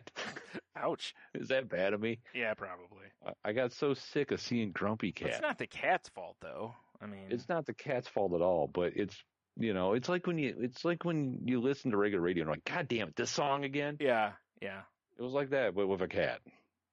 Yeah, that's like, understandable. God, I'm so sick of seeing this cat. You're right. For a while, it really was. Like, anywhere you turned, that cat was on there. Like, news programs, TV shows. Like, yeah, you drive by and there's like a bumper sticker that just says, good. Yeah. And with a frowny cat face. It especially kicked people like us, I think, in the face because, we're Imager / Reddit types. So we look at a lot of memes and, that was certainly, well, not to mention, after it made its initial run, then you had all the Facebook people posting it because it finally, trickles down to them. Yeah, exactly. And they're like, oh my God, this is so funny. This is so funny, guys. Have you seen this? Like, yeah. Praise Jesus. Only 1,000,000 times. But whatever. I gotta say, age 7? That cat must have been partying, bro. No, I think there might have been some sort of, like a genetic thing with it. But yeah, because otherwise seven's not very old. Yeah. Not in cat years. No, but I mean, that's in the prime of his life. He should have been clawing faces and fucking and stuff. Yeah. Well, you know how Hollywood gets you, man. I know, right? Mm-hmm. Chopping up rails, a fancy feast or whatever. Yep. The owners must be devastated because a gravy train died. Yeah, for sure. There goes that golden goose. Well, I guess not. They probably can still sell market his dumb stuff. face. Yeah, which is weird. I don't know. And their bank account's gonna take a spike right now. Oh yeah. Everyone's gonna be like, oh my God, I have to buy like R.I.P. Grumpy Cat shirts or whatever else. And memorial plates. Yeah. Yeah, exactly. In fact, I would sell a combo set. I would do, a commemorative plate, a shirt, probably a hat, an armband for sure. Definitely an armband. Mm-hmm. I mean, sure. And some sort of maybe like a little figure of something, some type. Yes, definitely like a little figurine to put on your desk to remember how grumpy he was. Yes. Exactly. I don't know. I never got to hear his take on Mondays, so I don't know how grumpy he truly was. Yeah, his bitch probably didn't like lasagna either. Yeah. Who doesn't like lasagna? Come on. I know, right? Lasagna is delicious. Lasagna is delicious. I mean, we talked about this once before. I'm pretty sure you can't say you hate lasagna. Like, I feel like you can say you hate a certain type of lasagna, but as loose as people are with what constitutes lasagna now, yeah, it's true. With all the veggie noodles and different random things, just using strips of cardboard or newspaper, whatever it is these people are using, these keto weirdos. I stand by what I said. But, it's like, I think you could or like, what was it we talked about doing was it a hamburger one? Or no, what was it? I don't remember, man. I don't remember. We talking about so much dumb shit on the show. I don't know. We talked about a couple. There's something I've been wanting to make is I want to make a taco lasagna using tortillas. Yeah, that works really well. Yeah, I want to do that. Yeah, I've done that a few times. Rather than, honestly, I did it a few times instead of making enchiladas. I just did that instead. Yeah, that works, right? So much easier. All you got to do is layer. You don't have to roll anything. Layer. Yeah. Layer. Scoop it right in there. Slap some tortillas on it. Sauce. Cheese. Heat. More tortillas. More cheese. Yep. Yeah. Beans if you're crazy. Sure. I put them in. Maybe some jalapenos. Yeah, I definitely put some. Probably 2 or 3 Modelo's still in the bottle. You just it's like a New Orleans king cake. Who finds the Modelo? Careful not to burn your hands on the Modelo's. In that hot bottle. As soon as they touch it, just explodes, glass everywhere. That funky foil that they wrap the cap in is everywhere too. It's like a piñata. Hooray! Yeah. Everyone gets beer. Yay, Scalding beer. Burns. Who doesn't love scalding cuts and burns and beer? Like I said earlier, that's how you know it's working. I mean, it's gonna be a hot beer coming out of a piping hot lasagna. Yeah, it is. Yeah. Surprise! I made my Modelo lasagna surprise. Like, really? What's the surprise? You'll see. You'll see. Hey, can you get that out of the oven for me? Kaboom! Everyone's like, oh, he must have braised the meat in Modelo or something. It's gonna be delicious. Yeah, that's it. Yeah. Meanwhile. Yeah. Meanwhile, you just bought a roll of stuff that just says meat on it. Yeah, exactly. Fired up a dish that Al Qaeda would be proud of. Mm-hmm. Yeah. They immediately take responsibility. Exactly. What the fuck? Terrible. That's hilarious, though. Yeah. Yeah, I saw that today, and I was like, well, we have to talk about that. Oh, for as sure. much as the cat annoys me. Yeah. Only because, like I said, it's only because it was so much. Yeah, the saturation of it, sure. Yeah. Which I understand, because, look, if I had a cat that all of a sudden had millions of followers on various platforms and I could make bank on it, yeah, I'd be exhausting the shit out of that brand, too. Oh, for sure. Because there's only X amount of time on it.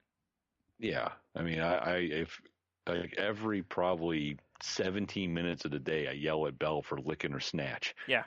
If I could market that, I would. Yeah. It would be a very weird thing to market. I'm just picturing your pitch meetings for that. Yeah, right? Guys, gentlemen, think about it. Can I not? We don't understand. I would rather not think about that. Can we just pay you to go away? Think of all the merch, coin purses, pot holders. The list goes on and on. Phone cases. We're going to tie in a Ridge wallet. Plushies. Throw pillows. Yep. Sleeping pillows. Yep. Sleeping bags. Planters for succulents. Lasagna kits.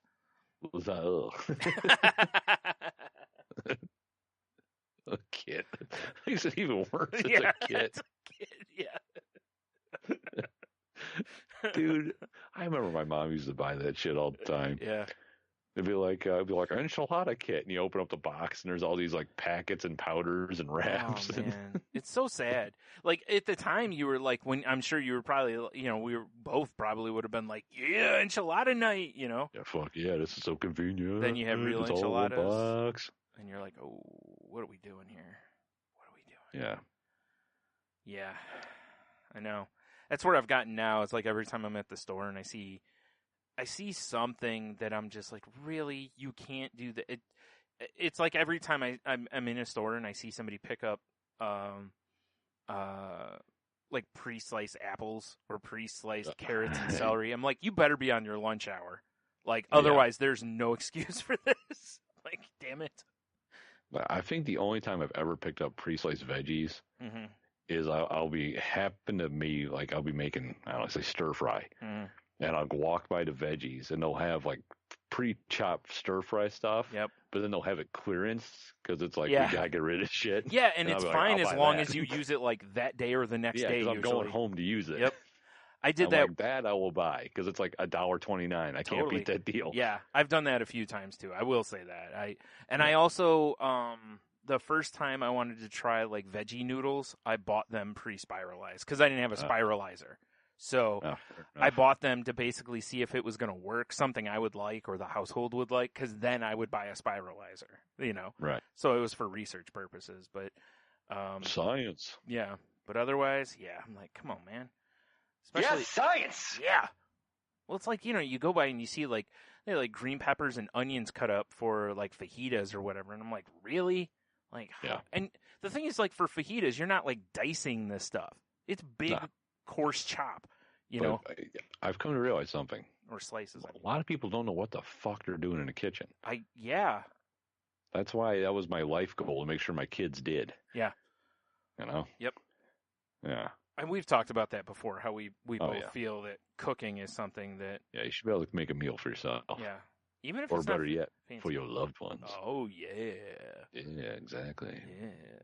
Even if it's not super fancy, you know? Even if it's not super fancy, it's a thought that counts. Right. Although, you want to get those undies /wet /tinted, whatever you're into. Yeah, make a meal. And then buy one of our lasagna kits. Yeah, the old lasagna kit. Oh, man.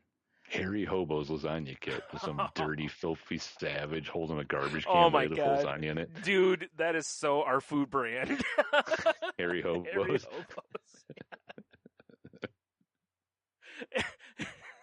That's good eating. That's good eating. Exactly. Oh, shit. Oh, my God. As soon as you said it, I pictured it, you know. So good. Just in a dirty, apron. Yep. Do you know what image popped into my gloves. head? Oh, of course, yeah. The first image that popped into my head was, instead of it being that way, would be like a garbage can lid, and then on it was his head with like an apple in it. Sliced veg around him or whatever, you know. He spits the apple out. Yeah. That's good eating. That's good eating. He spits the apple out because he just can't chew it. Yeah, he's got 3 teeth and they're not doing so well. They're all on hospice. Oh my God, dude, that just that reminded me of the Attell bit about starting an apple. Yeah, exactly. Oh man. Whoo. Good old Harry Hobos. Oh my God, that's so funny. I like that. It's a good brand, though. It is a good brand. Oh my God! Now I'm just different products are running through my head, like boot shaped meatloaf. Well, like it's baked in a boot? No, like it's shaped like a boot, but it's a meatloaf. Oh man! Is that the Italian style? Maybe, I don't know. Because boot shaped. Yeah, maybe. What if all food that came from a country was shaped like that country? That'd be weird. That would be really weird. It would really suck for some of the countries. Yeah, wouldn't it? Like Luxembourg. I mean, yeah. It's like, I wouldn't want Hawaii, especially. You wouldn't want some pancake batter? Yeah, exactly. The old map of Hawaii. Oh You know what's gonna be funny is it's like we'll talk about this with like the pre-sliced food or whatever, and there is going to be a time like in the next week or so that either we or someone we know will be buying it. Oh yeah. And they'll look at it and they'll feel bad about themselves for a brief second. Like, God damn it. Yep. I like it. I mean, sometimes it is convenient though. Yeah. I could see it even if you're like heading to the park and you're going to do like a cookout or something. Yeah. You know, like just grab some pre-sliced veg for, burgers or whatever. Like I understand that kind of stuff, but still. I mean, but when you do the math on it, I have been known to pack a knife with a small cutting board. Yeah, no, listen, that's the move, but because you always got to have a knife at the park. But yeah, it's true. You right. never know to fight my break. Right, and the cutting board also functions as a shield. It's true. Oh, I was speaking of the Sporkful earlier. There was one I was listening to last night that had a Q&A on it, and a guy was like, this couple had an argument over, like, the guy says that they should have a pizza cutter in their kitchen, and the woman was like, I just use kitchen shears. And they were like, which one of us is right? And one of the women that was answering questions was like, just use a chef knife. I mean, that's true. Yeah. Although I gotta say, I do like having a pizza cutter. I will never not have a pizza cutter, probably. Yeah. I mean, today I made the saddest breakfast quesadilla I've ever had in my life. Yeah. Because I was like starving. Was it made with Harry Hobo's eggs? No, hold on. Starving, bro. Starving. Right. Like I got home. I had some intense moments over my cell phone. Right. And then I had to go. And Leah was actually in a play today. It was her drama club's play. So I went and watched that. Yeah. And I came back home. I was like, God, I'm so hungry. And then I was like, there's tortillas up here. I know I bought a big old satchel of breakfast sausage because Logan asked me to from Costco. A bag of dicks, if you will. Yeah. Yeah, basically. Yeah. So I was like, I'm going to fire up a couple breakfast burritos and eat like a doctor. Yeah. It'd be great. Right. Like, I even found like onions I chopped up for tacos previously. Nice. I was like, this would be perfect. Mm-hmm. So I'm getting like the sausage going. I throw the onions in. I'm starting to brown them off. I'm like, all right, let's get these eggs. Nah, fresh out. Oh, man. I was sitting there thinking like, well, what do I do now? So I took my tongs and I kind of chopped the sausage up into like discs. Yeah. And I kind of sauteed everything together, and I just made a quesadilla with cheese and sausage and onion. I mean, that's not terrible. It wasn't terrible. I mean, I made it work, but that's where the pizza cutter came into play. Oh, for I sure. don't know if you ever tried to cut a quesadilla without a pizza cutter. Yeah. You feel like a real idiot. Yeah. You can do it with a chef knife, but it's so much easier with a pizza cutter. Yeah, just zing across it. Zing, zing, zing, zing. The Italians know what's up. Yeah, that's why it's like, yeah, that's something I'll probably... It's one of the few... I mean... I don't know if it's a unitasker or not. It kind of is, but it kind of isn't at the same time. I mean, clearly you cut a quesadilla with it, so... I've cut fresh pasta with it before. Oh, that makes sense. Yeah, I don't so much make my own pasta. Yeah. It's definitely got its use. It's a fucking circular knife that rolls. Yeah. Let's be honest here. Yeah, and How you could always... badass is that? You could always, use it as a weapon if need be. You can. Mm-hmm. That's why I always have one on I like me. to spin it. And then move it around like I have a saw hand. Like, yeah. I think that's cool. I think almost anyone using them does it at least once. I would guess probably more men than women. Oh, but, for sure. Yeah, there's a brief moment you feel like you kill a robot. Yeah, especially when you're a kid. But I also still do that. So yeah, you have to. Yeah. Almost every time, if I pull it out of the drawer, and the first thing I do is spin that. Spin it, and then you wield it like a weapon. If anyone asks, I'll tell them I'm making sure it's clean of debris. But yes, exactly, and properly lubricated. It's not it at all. I'm pretending for prime pizza cutting action. Right. I'm actually pretending I have a saw hand though. So. Oh yeah, definitely. Yeah. Wouldn't have it any other way. Yeah, it is crazy to me how people, like on the Sporkful, how when people ask questions, like it's amazing to me what couples will argue over when it comes to food. Like some of it makes sense. Like one that was on the show was about leftovers. Like the woman says that when she orders food, she generally also is essentially looking at half of it as her next day's lunch kind of a thing. And whereas her husband was raised, basically, if it's in the fridge, it's fair game.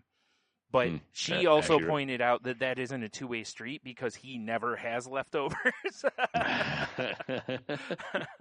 So, and the compromise was good. The woman on there, was like, maybe ask, like if she says it's cool, cool. If not, respect it, kind of a thing. Yeah, for sure, right? Or do like I do, which is if there's leftovers in our fridge, I usually will give people about like 2 days. If at the end of 2 days it hasn't been eaten, I assume it's then fair game, and I will eat it. So that's fair. Yeah, because at that point, I'm just cleaning up. I'm not stealing. Yeah, you're just maintaining proper fridge. I don't want food to be thrown away. Yeah. So it's it is so crazy to me how like that though, that people will like get into arguments over stuff like that. When it seems like a really simple fix most of the time, but whatever. It is what it is. I guess. I feel like there's better things to argue over. Yeah, I would agree 100%. Yeah, my friend. Here's a quick question for you. Well, it may not be quick by the time we're done with it, but and this was on the Sporkful episode too. Do you tip for takeout? Not usually. Sometimes I do if I'm feeling guilty for some reason. Yeah. But generally, no. Okay. Yeah. I don't either. And I was curious about that because I actually think a lot of the reason people do take out is so they don't have to tip. Sometimes it's because you're already out and you're just going to grab something on the way home. But there's sometimes I think people will do it, or to get it faster, like up here or most places. If you order a pizza and go get it, you can get it way faster than if you have it delivered generally. Right. Like if I call a place up the street here and be like, yeah, delivery, they'll be like, oh, it'll be like an hour.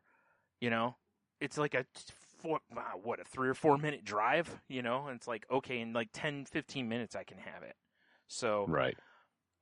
For that I get it. But yeah, it was interesting listening to the people, because the one woman that they had was like, I always tip because I worked in the service industry, basically. And the other person also worked in the service industry, but said she's like, they're not doing anything out of normal for me. Yeah. They're handing you a bag typically. Yeah. She's like, they're not recommending me stuff. They're not, bringing me drinks and foodstuffs. They're not, and that's honestly, that's how I've always kind of felt about it. Like I'd be more inclined to tip if it was like when you go to like some restaurants have like car side, like curbside. Yeah. So you pull up and you're like, hey, I'm here. And they'll run the food out to your car. Yeah. Like I'd be more inclined to like, throw that person that ran the food out a few bucks. See, I was going to ask that next because a lot of places, whether it's fast food or casual dining, are going to that. So where you can use an app or a call ahead of some sort and then just sit out in your car and they bring it to you. Yeah. And in my head, it's like, it's weird because I haven't, I think a lot of it with me is just, do I have cash on me? But, cause like when I go pick up my groceries, I tip the person who brings the stuff out because they also load the car. I mean, or help. I always help, but so in my head, it's like, and they're not technically supposed to take tips or well, they can, but what I mean? Like it's not encouraged basically. Which I think is bullshit, but that's just the place trying to keep you from making money. But because they can't figure out a way to get a cut of it. It's not a tip; it's a gift. Yeah, like oops, I dropped $10 on the ground. No. Yeah, whoops a daisy. Oh my goodness, whoops, I can't pick that up, and I'm leaving. Yeah, that's crazy. I don't think it was mine anyway. I think that fell out of your pocket. Right. But for most of the curbside stuff, I haven't even thought about it. But it is, as stuff like that changes, because like any sort of delivery, people will essentially tip for. Like even if you have like DoorDash or Uber Eats or whatever bring food, a lot of people tip. There are a lot of people who don't, which is interesting. Right. Because it makes me wonder if those same people tip pizza delivery or not. Yeah. Because it's the same thing. Except that in the Uber Eats situation, that person probably had no hand in making your food. The person delivering it from pizza places may have also made the food, but probably didn't, Yeah, right. But still. Yeah. So I'm curious. That's one of those things. Like, I'm curious what what people listening have to say about that. So if you want, if I remember, I'm gonna post it on Twitter or Facebook or both. So let us know and why. Like why you do or why you don't. More so why you don't. Why you do is like, like Dan Pashman of the Sporkful said he does because basically, paying people the way restaurants pay people is essentially a way of them keeping their costs down. Right. And this way it allows the people to make what they should make, basically, instead. Although I have my own thoughts on that, but that's a whole different... Yeah, fair enough. But at least it's like, I can get that. Or if you're just like, hey, you know what, I got a few extra bucks, I'm going to just, whatever. Yeah, slide them their way a little bit. Yeah, so, all right. So, what do I got here? Well, actually, one of these things I don't think we're going to talk about this week. We don't have time. So, yeah, okay, so here's what I think we should do. Because I want to talk a little bit about the Game of Thrones and fan outrage and whatnot. Right. So what I think we'll do, I have one other thing to talk about first. Maybe we'll do that and then end with the other. That way if people don't want to hear it, they can turn off the feed. Or we definitely got to talk about Pavlov's too. Oh, shit, we didn't even talk about it. Let's do that then. See, all right. Yeah, shit, I totally forgot about that. So we right up the road from Brian's house. Like I contacted my buddy here. I'm like, Brian, we should go get some pints, which we did, because right up the road from Stewart here is this place called Pavlov's Brewing. Opened up fairly recently, right? Yeah, within a month or two. I think it's been about a month and a half or so. Something like that. I'm going to pull up their website. And oh, yes, I am 21. Are you? Oh. I got to say, I enjoyed it a lot. I did too. Yeah, I really enjoyed their beer. I mean, it's a nice vibe in there. I'll tell you, because I want to talk about, like, it wasn't the best beer I had, but that brown porter that I had, that was the, what was that called? Down and Dirty Honey Brown? No, Two-Faced. Oh. Because it was two different types of beer. I really dug that, and unfortunately, most people won't be able to get this, but if you happen to be in the same area as Tony and I, and you like porters, but maybe the coffee taste is a little too much on them, this is the perfect one for you. Right. Like me, I'm not a huge coffee, like I like coffee taste in porter, but I can only take so much of it. This was not overpowering on that, and it had that nice, I don't know how to describe it, but you could tell there was a brown ale element to it too. That double IPA though. Yeah, that I like that. Coconut stout I had was really good, and the tropical pale ale was good. All the beer I had, I mean, I don't think anything blew me away. Right. But I wasn't like disappointed by anything. No. You know what I'm saying? Even that cream ale I had was pretty good. I'm not a big fan of those, but I got it just to kind of sample around on the menu, and it was pretty good. But I'm with you. Nothing like blew me away, but, but I definitely, there's plenty of beers there. I could definitely we could sit and kill some time. Well, we did, but, we could kill a lot of time sitting in that place. Yeah, I mean, I'd be curious to see how it is on a weekend, because I wouldn't want to go there when it was packed, because it's not very big. Yeah, the only downside I have is, that no food. Well, they had Chex Mix, which definitely helps, but... if I happen to go in there and I haven't eaten, I could have, and honestly, if we were going to stay there longer, we couldn't have, because they closed pretty soon after we left, but, if it was a situation where it was like, man, we're going to be here for a few hours, I would have just ordered, something from Marco's or, something like that. Yeah, because they did say that you could order food or bring food in. Yeah, they're totally cool with you bringing food in and stuff. Yeah. So I would have just done, or I would have, nothing else and been like, on our way in, if I thought we were going to be there a long time, I could have been, hey, let's get a sandwich or something. Yeah, but yeah, definitely enjoyed it. The atmosphere was cool. Place is nice. They did a good job inside. Is nice. Doesn't look like a bank anymore. Bank. Yeah. Yeah. It definitely doesn't look like an old bank. Yeah. I think the thing that I thought was the most hilarious thing was we had the guy working the bar was apparently an old customer of ours when we used to work at a comic shop in high school. Yeah. Which was crazy. Because we're just bullshitting with the guy, and then it's like all these weird parallels are coming up. Yeah. And then finally it was like, you remember that guy that looked like Goldberg? I look like Goldberg. And I was like, I don't know if you do anymore, but I mean, a little, yeah. He did a little, but yeah, it ended up being a guy that I always enjoyed him when he came into the comic shop. Yeah. Like I said, there's that one time he hooked Jeannie and I up with like free movies and popcorn and stuff because he used to manage the art theater. Yep. He did that for me once too. Yep. Yeah, pretty so cool. it was actually pretty cool to see him again. And super nice guy too. Yeah, super nice guy. Yeah. He always was. Even 20 years ago, Yep, or whatever yep. that we last saw him probably. Yeah, he was definitely not a customer that when you saw him you're like, oh man. I was like, oh sweet, this guy. 'Cause Yeah. he's always good for a good conversation. Yep. We had that, and then we also had Cameron. Yep. When she walked in, you and I were both like, we know her from somewhere. Yeah. And like I it told ended up you, she used to bartend at another brewery in town. Yep. And due to her current job, she can't work in Ohio at a bar, but she can work in Michigan. So. Right, which is where this is. It is literally a rock throw over the border. I mean, yeah, for sure. I mean, not quite. It would be a hell of a throw, but yeah. But yeah, so it was cool, and we ended up having a good time for her talking Game of Thrones and singing songs and stuff. It was a good time. Yeah.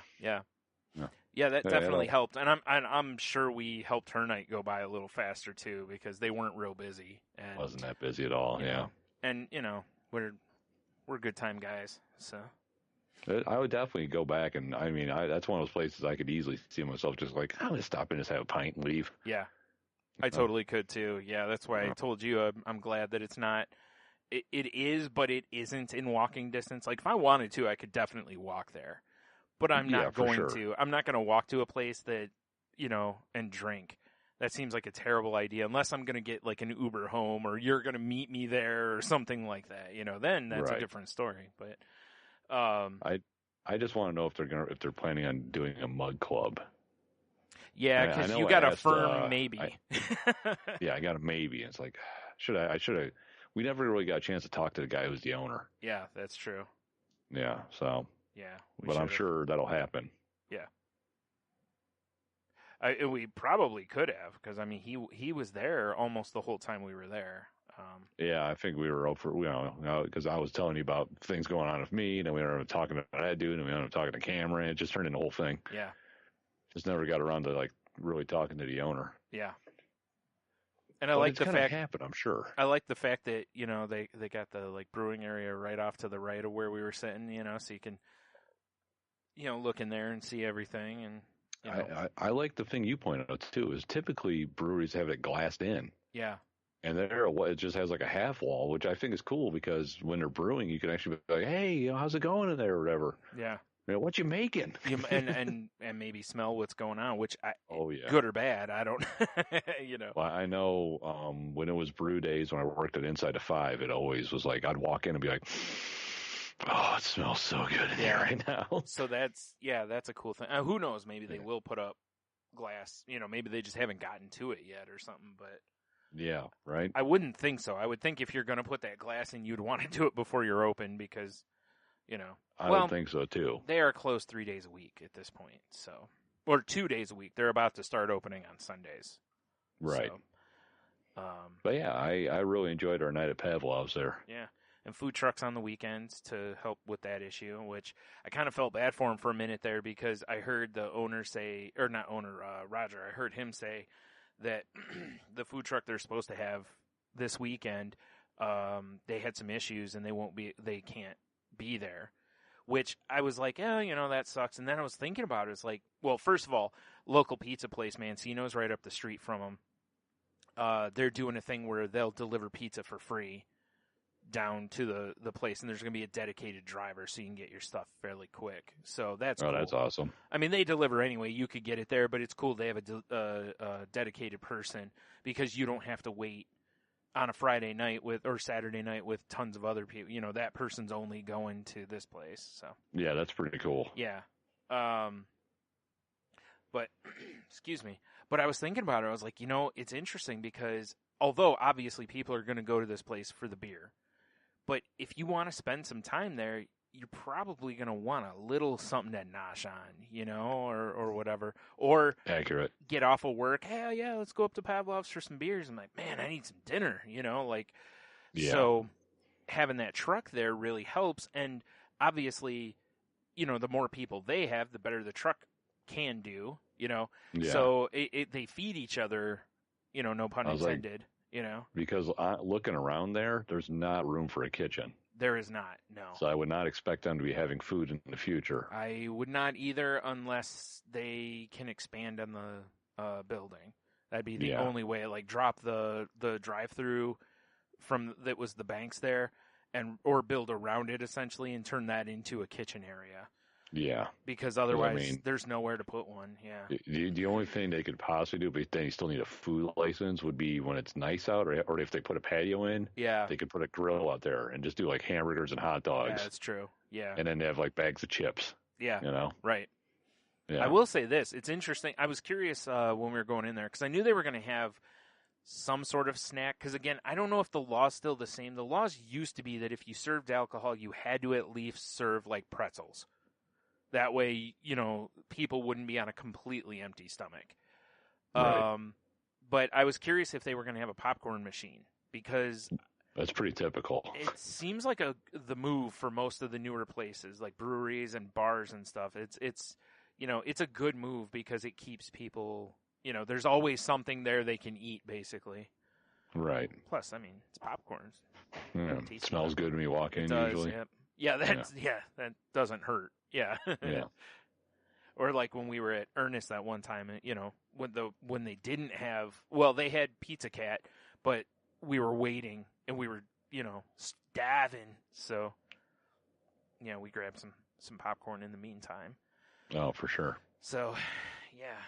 All right. So there's one thing I want to talk about here, because not so much the overall story, but I kind of want to talk about this side part of it, which is yesterday, Robert Pattinson got cast as the new Batman in the next Batman movie. I saw that, yes. And the internet, of course, went absolutely batshit. I mean, it's just, like it.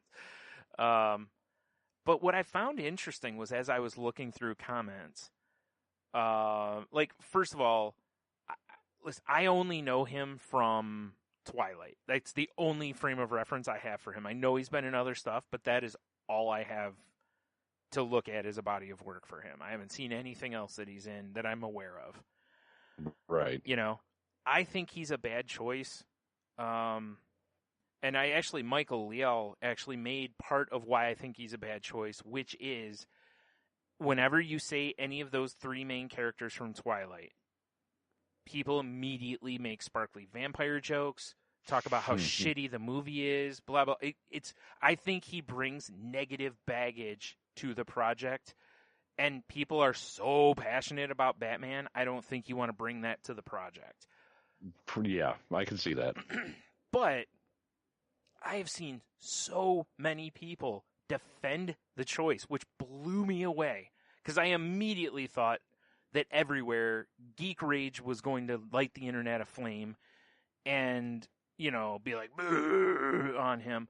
But there's so many people that are like, I'm going to give him a chance because Heath Ledger. And it's like, okay, well, all right. Right. Heath Ledger was known for being a good actor before The Dark Knight. Right. Robert Pattinson apparently has had good performances from a few things I've read online. Like, I guess he's, gotten some acclaim for some other stuff he's done, but it's like, he is not known for being a good actor. He's known for being part of Twilight. Right. And I think that's the difference. People had, like, with Heath Ledger, you had Knight's Tale and you had Brokeback Mountain. Well, yeah, Brokeback Mountain, and you had 10 Things I Hate About You, and other movies that he was in where people liked him in them, so... Yeah, right. The weirdest thing with him was more of he didn't look like the Joker. Then when we saw him in the makeup, people were like, hold on now, because then it was cool or whatever. Oh, maybe he does. And whether you liked him or not, it was whatever. And I get it. And and people have pointed out, no one was happy about Michael Keaton as Batman. I actually liked Michael Keaton as a casting for Batman. Now, the one thing I saw that I thought was great about this whole thing was somebody put together a post that was like old Michael Keaton. It looked like it was Michael Keaton from the Spider-Man movie he was in. Mm-hmm. I don't know if you've seen that, Spider-Man Homecoming. Yeah. All right, so it was like a picture of that from him, and that was a picture of Robert Pattinson, and it was just said "Do it," and then it was like a still from Batman Beyond with old Bruce Wayne and the young kid. Okay, yeah, and I was like, "Oh, that'd be cool." And that's you know? and that's the thing is like I'm not like I said I'm not like going to shit all over the decision. I just like I said I don't have enough frame of reference of him as far as whether he'll be good or not. You know, I mean I think there's probably better look-wise, better people to pick for Bruce Wayne / Batman, but whatever. Right. I can understand it.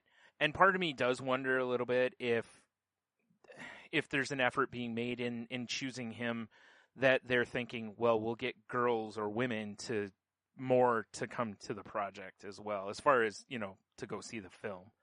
But, I mean, you never know. We might all be surprised. Oh, no, you know, like I said, on the surface, I'm like, oh, geez, really? Because I can't remember who. There was a couple other names that were being circulated that I think are better choices. But, you know. Rowan Atkinson. Yeah, naturally. Me. Bat Bean. Oh, jeez. That'd be so terrible. All right, enough of that. But yeah, the biggest surprise in this whole thing, though, is seriously that the internet did not blow up over this. It's kind of divided, which I was shocked by. Because I really thought this was going to turn into... And I have seen a lot of people making, you know, like, blah, blah, sparkly vampire. And it's like, okay, let's be fair here for once. Just for once. He did not... It's not like they were like, hey, man, we want you to play a vampire. And he goes, wait. And he starts throwing confetti and glitter everywhere. You know what I mean? Yeah, like this is what it should be. Yeah, they made the movie. He didn't. He just acted in the movie. That was not, you know, his decision, as far as I've read anywhere. Now, if I find out later that it was his decision for the glitter, then that's a whole different story. Yeah, then he's right out. He's right out. But otherwise, it's like, you know, and really, if you want to attack from that point, I mean, we all have lived through, even though we all try to suppress the memories, we've all lived through bat nipples. So we have. If we can handle that, we can handle sparkly Batman. I'm just saying. True. I hope he's good. I really do. I hope the darkness he brings to the character, because you're playing Batman, you have to, is not emo darkness. That's my biggest fear. I hope it's more brooding, not, you know, like, gosh, my parents won't pay for camp, you know? Like, oh. What do you mean I can't take out the Bentley? Oh. Yeah, so we'll see. We'll see. Oh, what do you mean this wine's not from 1700?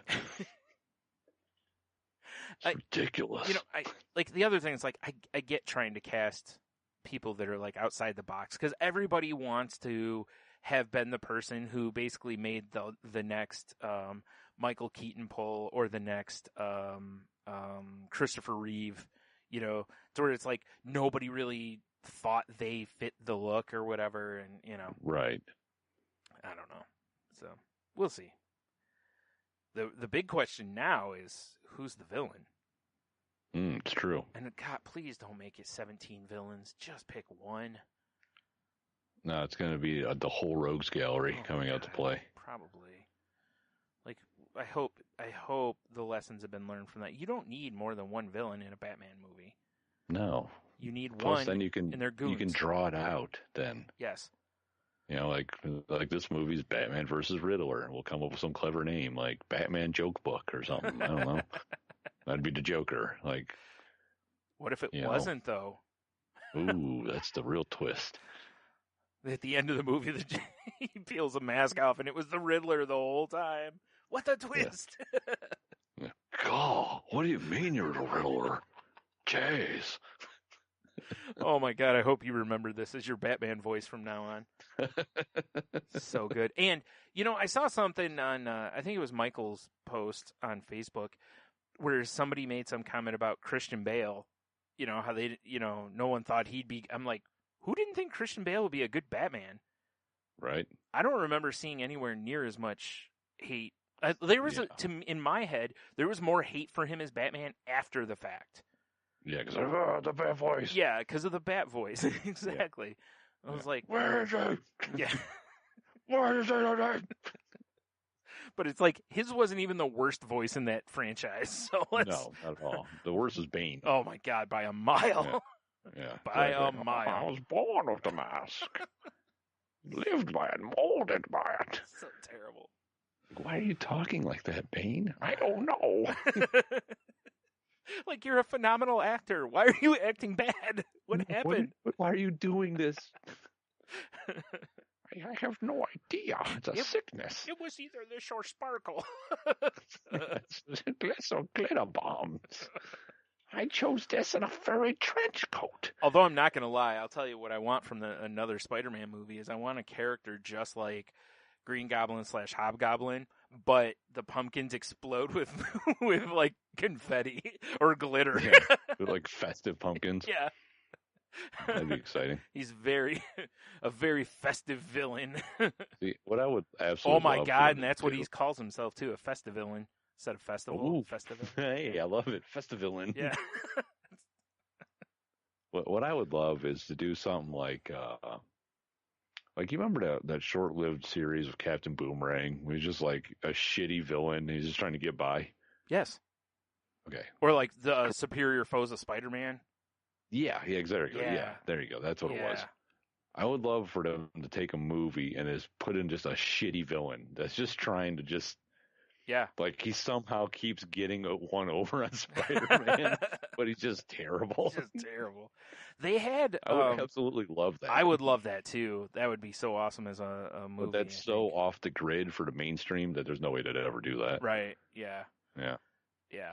Yeah. You're right because you can't have whoever you're paying multi-million dollars to look like a fool as Superman or Batman or Spider-Man. Yeah, fighting some villain that no one's ever heard of except for like 2% of the population. Yeah. I got to say this. The best thing about the Robert Pattinson, or Patterson, whatever the fuck his name is, about him being cast as Batman is that hopefully this will keep them from casting him as a potential Wolverine going forward. Because I had seen some stuff going around that he was one of the people they were looking at, and I was like, no, Yep, please don't. Please no. So that's what we need is emo Wolverine. Yeah, like no. God, what do you mean these claws are just adamantium and not platinum? What am I, a farmer? Right. God. The only thing I had against Hugh Jackman as Wolverine was his height. When they cast him, because I'm like, he's too tall. Yeah, Wolverine's supposed to be a little short bastard. Yeah, but other than that, whatever. I think he was pretty good as Wolverine. So, except I was watching, which one was it? I think it was the second X-Men movie or whatever. And I saw it and his hair is just so bad, because that was back when he was insisting that he actually, it was actual hair, not like a piece, right. Trying to, have Wolverine's hair, which I get. That's near impossible to really have look good on the screen. Yeah. That's one of those things that even though it's iconic, I would have been okay if they would have been like, yeah, we're going to give him a better hairstyle. Like the one comic series, do you remember where he just wore his hair tied back the whole time? Yeah. It was weird, but it was like, this makes way more sense. Yeah. I mean, as much as I hate him, we even give him a samurai top knot because he had the samurai lifestyle. Yeah, I'm with you. As much as I hate that, I could actually live with it for that reason only. Yeah. Otherwise, I'd be like, no. All right. Well, we should, stop here. Probably wrap this mug up. Yeah, like I said, if you want to hear us talk about spoilers and Game of Thrones, we're just going to basically do an end to this show, then we'll just continue. So that, if you want to listen to that, awesome, cool, stay on, or just keep listening. If you do not, then at the end of the show, when you normally turn it off, you can just stop then, I guess. Now, here's the question. Do we keep live streaming? I mean, I say yes because, like I said, we can do one more thing where it's like a spoilers kind of thing. The warning is out there. I mean, do you have something you can put up on the screen that says spoilers, Game of Thrones, or something like that? I mean, I can probably get something going real quick. That way, if someone does jump in, they can see it, maybe. I don't know. Yeah. All right. Well, at that point, then, let's tell you to head to saltylanguage.com where all our links are and what have you. Or if not, they're in the show notes. You can check out the networks we're part of, like the Tangent Bound Network, and also Danger! Watch your back! Danger! Entertainment. There's links for those on there. Go check those out. You may find some other podcasts that you enjoy. Indeed. And stuffs.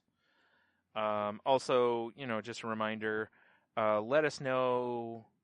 I'm gonna pose two things. I'm gonna ask, what do you think of the Batman casting? And also, do you tip for carryout? And I'm not counting like when you go. Well, even you know what? I'm even gonna include like if you get ice cream, do you tip? That Right. kind of thing. Like any of that. So if you do, cool. If you don't, especially, I want to hear why. But either way, if you want to tell us why, that's fine. But I definitely want to hear why you don't. Because I'm curious if it's much like they seem to find on the Sporkful, if it's more of a, well, that's not traditionally something you tip for, or if it's like people feel it's a principle thing or whatever. So let us know. If you want to reach out to the show, you can reach us on Twitter at salty_language. You can find me at Stunami. You can find me at Manani. Nice. And was it Salty Language on Instagram, right? Yes, Salty Language on Instagram, Salty Language Pod on YouTube, which if you're watching now, you are full aware of. Right. You actually were just watching me quickly make a spoiler splash page.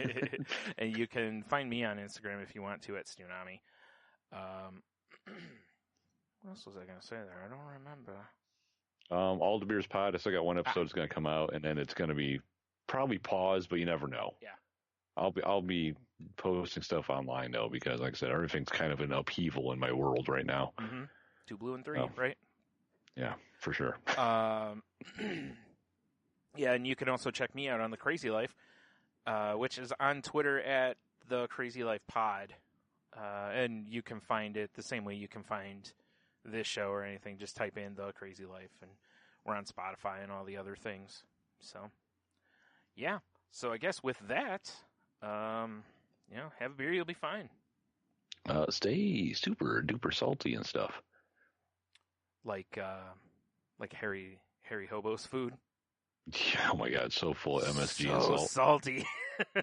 God, I can't believe this is Harry Hobo's. God. Stupid goth Batman. Man, we're going to be hard pressed to remember that. Yeah. It's basically just picture yourself doing Napoleon Dynamite as Batman. Yeah, it's accurate. God, why don't you tell all your friends about me? Yeah. Who are you? Oh, I'm Batman. I'd watch that movie. I'd watch it too. We should voice over it. Oh, yeah. It'd be so terrible, but I'd watch it. Oh, man. All right. Well, if you're still with us, thanks for watching / listening, whatever. If anyone's even, it says 2 are watching, so, all right. Hey. Yeah. I'm not going to cut any of this out for the podcast. I'm just going to leave all this in there. All right. So, in other words, like, I wish I had like an alarm sound or something. Yeah. I mean, I guess I got like, spoilers are coming up. Deep hurting. I mean, I could go that way. That is one of my favorite things. Or spoilers are coming up. Disqualified. I don't know. Yeah. Spoilers are coming up. Fucking thing sucks. It's pretty good. Well, that's the internet's comment. Yeah. All right. So yeah. So Spurlers.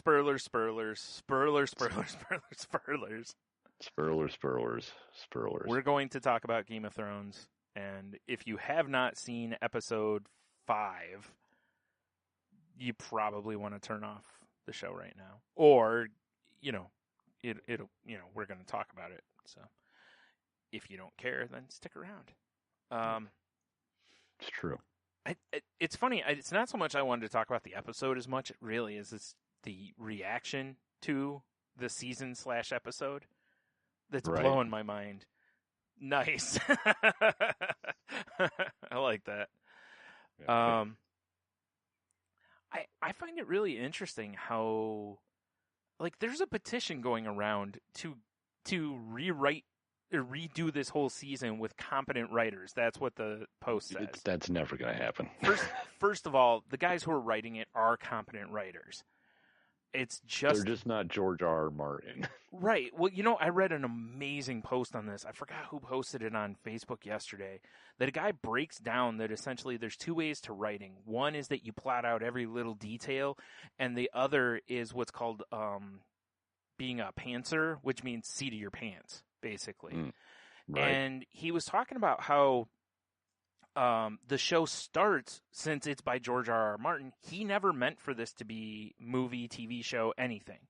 So he wrote it without production value, anything like that. So as a result, in order for things to really work as they went through his stories, they almost had to put everything on the screen. And the problem you run into is at some point you have to tie all of that up, and they can't possibly do it. There's too much. Right. And so that's why they're kind of lightning fast running through some stuff. And it's like the pacing is terrible. I have no problems with people bitching about the pacing because the pacing's not good, Yeah. These episodes should have been, like, the battle with the dead should have probably been at least 2 episodes. Yeah, one episode of that whole, it was a great episode. Yeah. Kind of. I did enjoy the whole battle and all that, but yeah. I wasn't expecting it to end as quick as it did. Well, like I was telling Heno, I said you reach a point during the episode that you're like, dude, they're all the way in. Like, this has to end this episode now. Because how do you drag this out further? Like, when I paused it at one point, and I'm like, there's still half an hour left. Like, the only way they can drag this out is if we're now going to transition to Cersei for a while. But they don't do that. No, it's like, this episode is this. Yep. And it was, especially now, we're dwindling down to where it was like, okay, well, it's either going to be, Winterfell or King's Landing. You're not going to get both necessarily. Yeah, exactly. So, but he points out that a lot of writers will write the story in a very boom, boom, boom kind of way. But when they write characters, they tend to do the pants, or by the seat of their pants. That way the characters can kind of develop as things... They can develop and react to what's happened to them through the story. Right. And that's what George R. R. Martin does.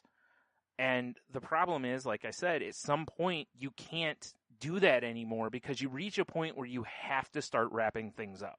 Yeah, for sure. So when you start doing that, it can't be about the characters' reactions and stuff. It's just got to be more about tying things up. Just ending things. Like, from what this guy said, people who do seat of the pants writing have a harder time closing stories out than the people who do the plotting. Makes sense. Which makes a ton of sense. Yeah. Because the others will get everything planned out, or maybe at a certain point, like with this, the showrunners knew the end. Because George R. R. Martin has told them, because I guess at one point he was afraid he might, just in case he died during the process. Yes. He was like, I want you to have the ending so that you can end the story.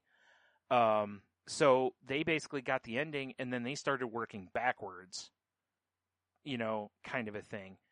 And as a result, you can't spend as much time on every little thing. Really, they're almost, really what they're doing is they're treating this season more like they're writing a movie instead of a TV show.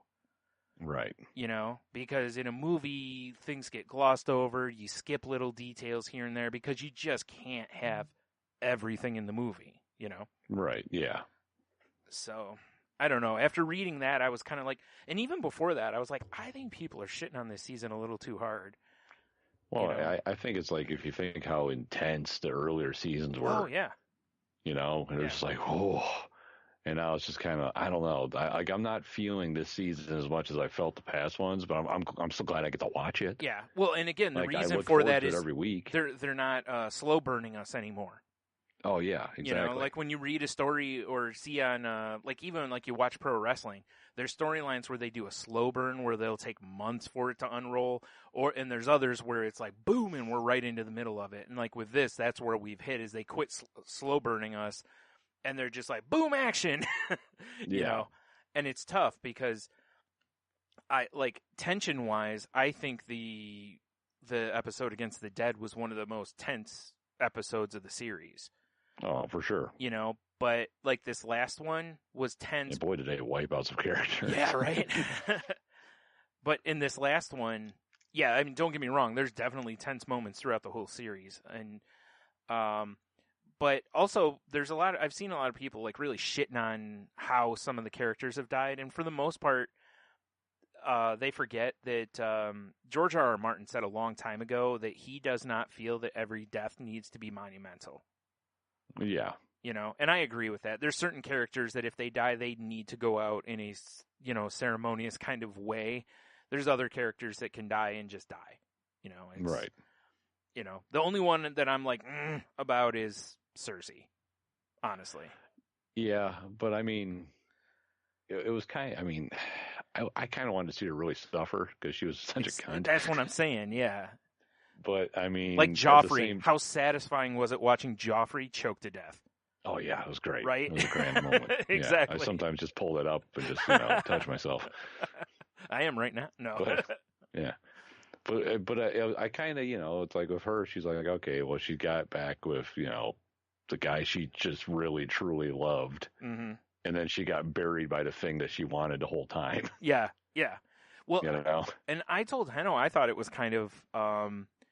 if you really look at it, like, her biggest weakness, strength was her confidence, right?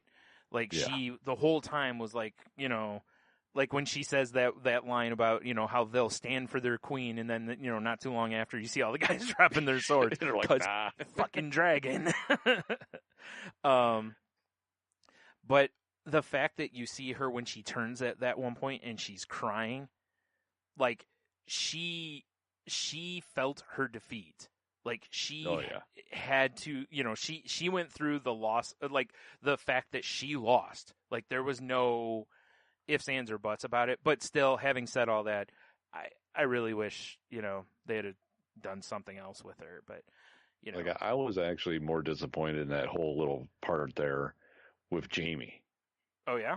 Because, like, when the series started, I was like, I hated him. Oh, yeah, yeah. Well, I mean, he shoves Bran out a window. And then he became, like, a character I kind of liked. Yep.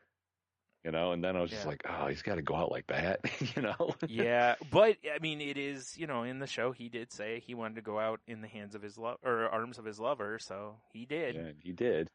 One of my we talked at the bar about this, but one of my favorite memes was the one where it shows Greyjoy and he's like, I'm the man that killed Jaime Lannister or whatever, and then there's just a rock that, you know, was like, nah, you know, like it's so good.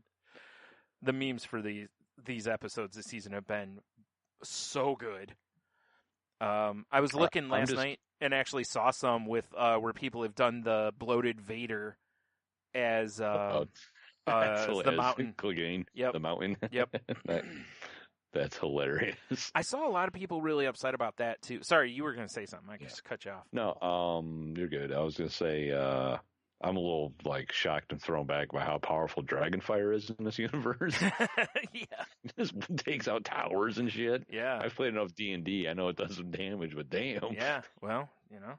Well, now you know when you're playing D&D. If someone, you know, if you're told that it can't tear down walls, be like, listen, I've seen Game of Thrones. I've seen Game of Thrones. It sunk a fleet. Yeah, you just pull up the oh shit, what's his name? I can't think of the guy's name now. The I Seen It one. Oh, yeah. I Seen It. Yeah. Oh my god, I can't think of the guy's name. I think my favorite thing that I saw today, for meme wise, is a nice gift that someone put together, and it was, you know, was it Rhaegar or whatever flying in, but already start torching people in King's Landing. And it's like you see the first fireball go off, and the dragon swoops over, and then it cuts to like the kid riding the thing from Neverending Story. And he's like, yeah, yeah. And it's like more torching, and he's like, That's awesome. I like that. That's so good. What were you okay with how the Clegane Bowl ended? I was a little disappointed a little bit because I knew the Hound had to die. Yeah. But he was another character that I really liked. I think that's part of why people are disappointed is I don't think people wanted him to die. Yeah, because especially like he kind of like redeemed himself, and then he was like on that farm, like I'm not doing this violent life anymore. And Yeah. then he got stuck back into it again, and Yeah. I don't know. I really liked the Hound, and I was kind of bummed to see him go. Yeah, I was too. Yeah. But I know it had to happen, and I mean, it's kind of like the old like, oh, there's the, he died in what scared him. He dove into fire, knocking his brother into Which it too. I thought was a beautiful like way to kill him. Actually, like I thought that was like when he laughs right before, right before he dives at him. Like in my head, the way I saw that was he was like, like of course this is the way I'm gonna fucking die, and then goes, kind of a thing. Exactly, like naturally. Yeah, like he sees the humor in the situation, and totally is like, well, I'm gonna kill this son of a bitch one way or the other. Yeah, one way or the other. Yeah. Just, does it have to be fire? Yeah. Yeah, exactly. Yeah, like does it have? Couldn't it be water? Can we drown? It's like Indiana Jones. Snakes. Why is it always got to be snakes? Right. Oh man, I'm surprised I haven't seen a meme like that. Like Right. fire. Why is it always got to be fire? Oh shit. What was it? There was something else. Oh, the Daenerys heel turn. Oh, I mean, I'm not terribly surprised by it. You could kind of start to see building. Yeah, like we talked about this at the bar. Like I was saying to you, it's like if you go back and look at so many moments when she could have shown mercy, she just fed her dragons basically, or just let them barbecue people. Yeah, it's like, oh, did you just walk on my lawn? Yeah, Dracarys. Yeah. And don't get me wrong, it's not that I disagreed with it. Like when she has the slave owners crucified. Yeah. Like it's like, well, should have known slaves then, I guess, Yeah, that'll learn you. That'll learn you, yeah. Break her chains, bitch. Exactly. But then it's, and like, not just me, but other people have pointed out, it's like, that scene when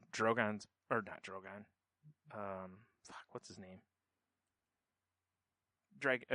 Jason Momoa's character.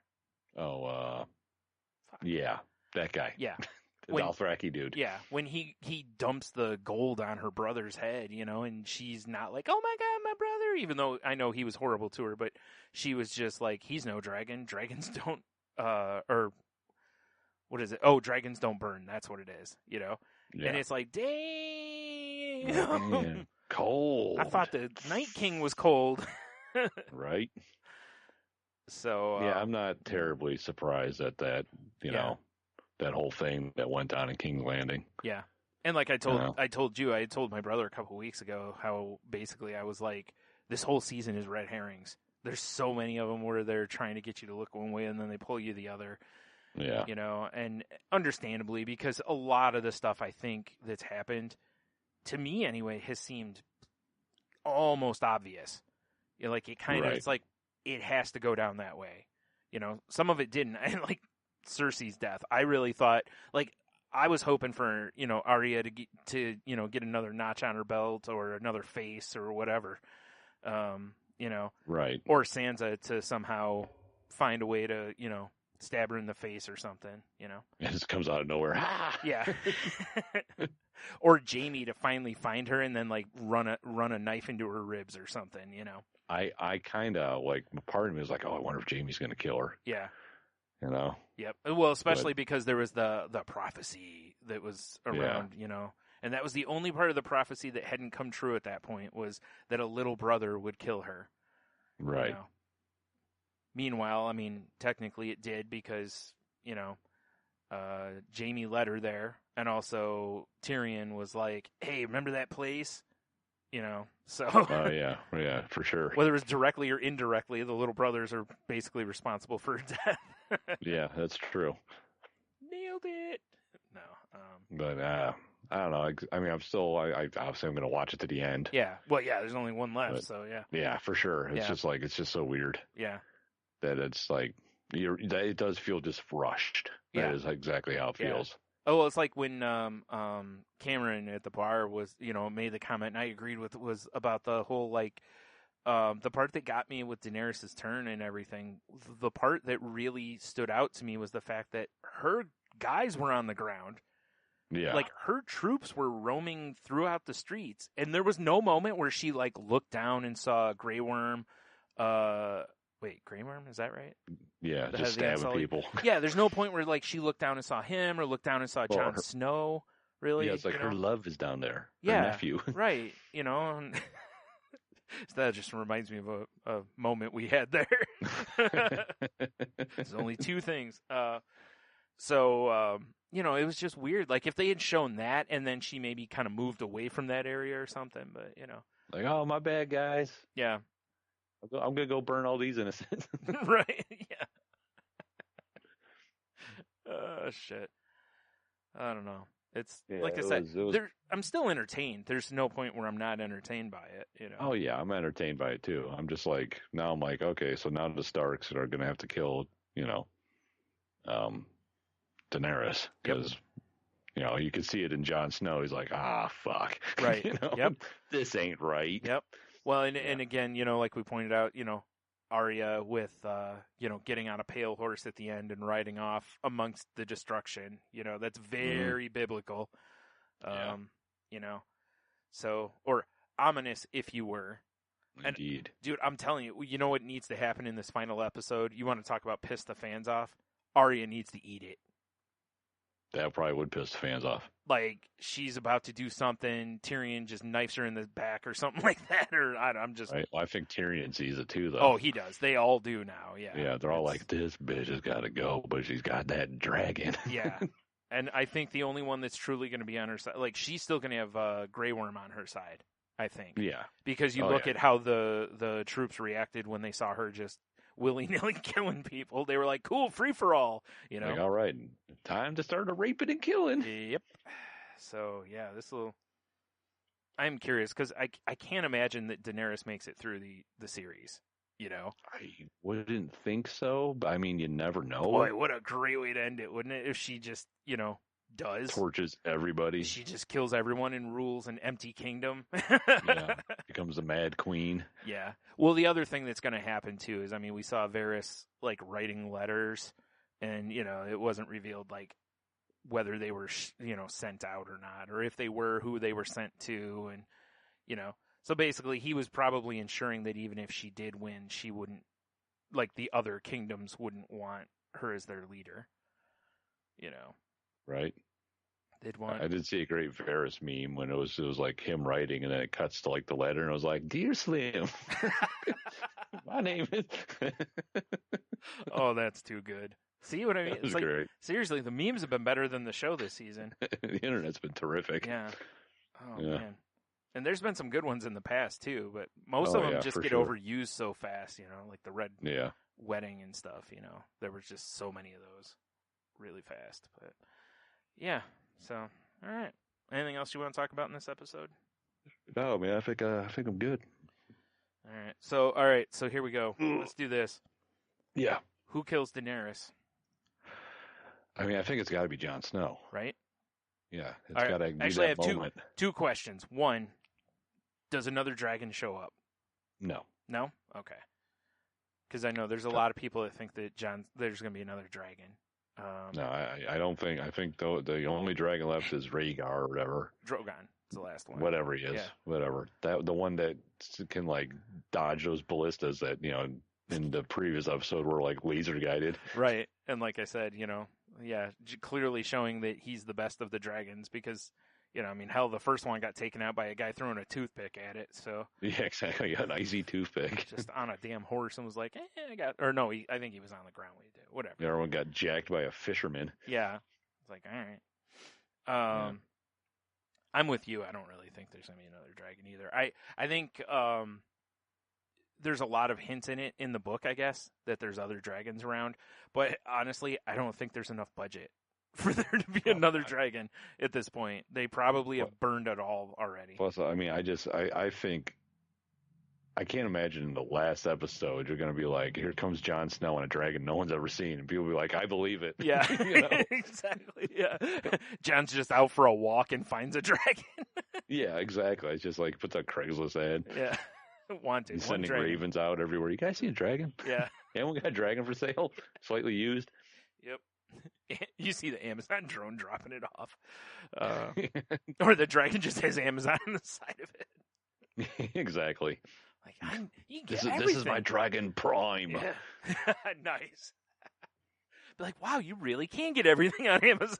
This is amazing. Yeah, I mean, I think Jon Snow kills Daenerys. I think, like I've said, I feel like the season is all red herring. Yeah. And right now, I think the front runner has got to be Arya. Like, everyone thinks Arya is probably going to kill her. But I'm with you. I think you might be right. Arya might die trying to kill her. Yeah. So. And then Jon Snow comes into play. No, here's what's going to happen. Bran's going to kill her. He's been faking the whole time. He's got like razor knives on his legs, and he kicks her in the head and kills her. That would be the weirdest. Yeah, I mean. Yeah. So let's see here. So, yeah, I think Jon Snow kills Daenerys. Arya tries to, but gets killed. Mm-hmm. I think Tyrion, he plots against her, but he doesn't get involved combat-wise. Right. Although he definitely helps her along.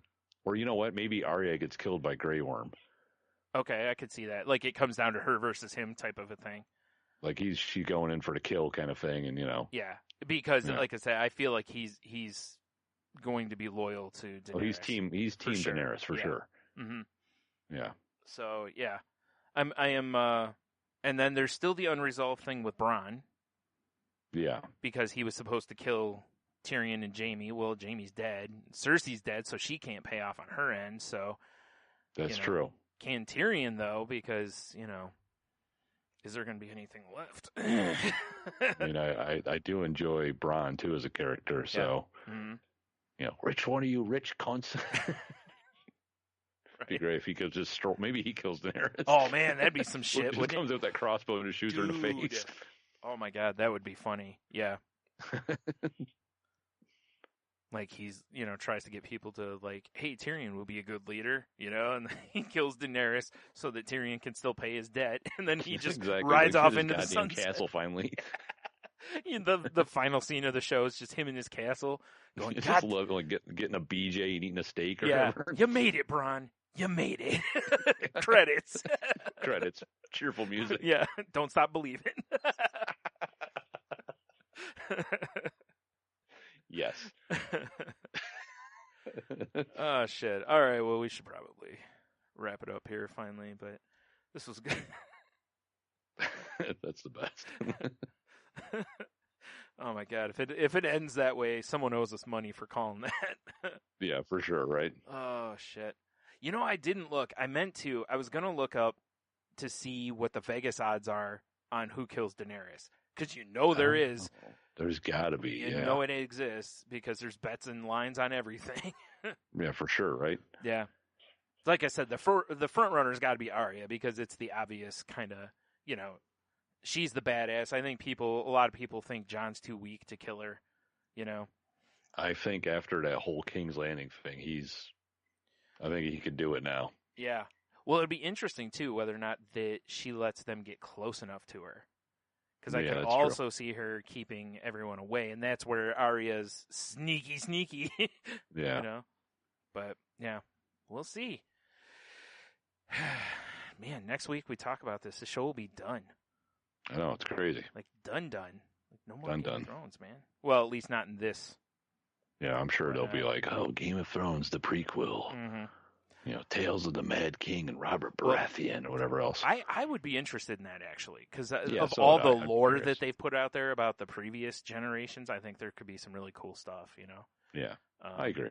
But maybe get some behind the scenes on what's up with the Night King and stuff like that.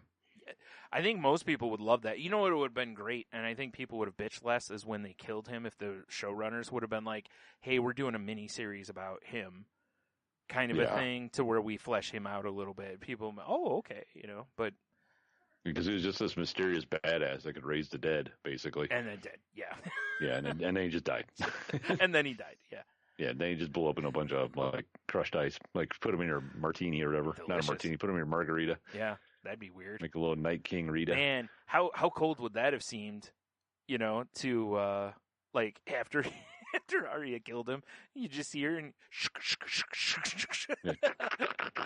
and she pours. She's got a margarita machine. Just anyone like lime? You want strawberry? I got you. Like, damn girl. Damn, she cold. Yeah. What do we say to the god of death? Yeah. Margaritas? Yeah. Who wants a Night Kingarita? Hey. Yikes. All right. Well, yeah, I think we should wrap her up here. What do you think? Yeah, probably. I got to go to bed. Yeah. All right. Well, I hope everybody enjoyed. Hopefully we didn't ruin the show for anybody. Well, I mean, if you kept listening, it's your fault. Yeah, I hate to tell you. Totally. Not our fault There's at all. plenty of warnings. Yep. You should have seen it coming. If you had been paying attention the whole time, you would have seen our heel turn coming. Exactly. Shit. All right. We'll talk to you next week. Oh, yeah. We already did the whole wrap-up thing. Yeah. So. Yeah. No point in doing it again, right? No, not at all. All right. Yeah. I guess, I'll wrap up. I can wrap up the live cast. We out.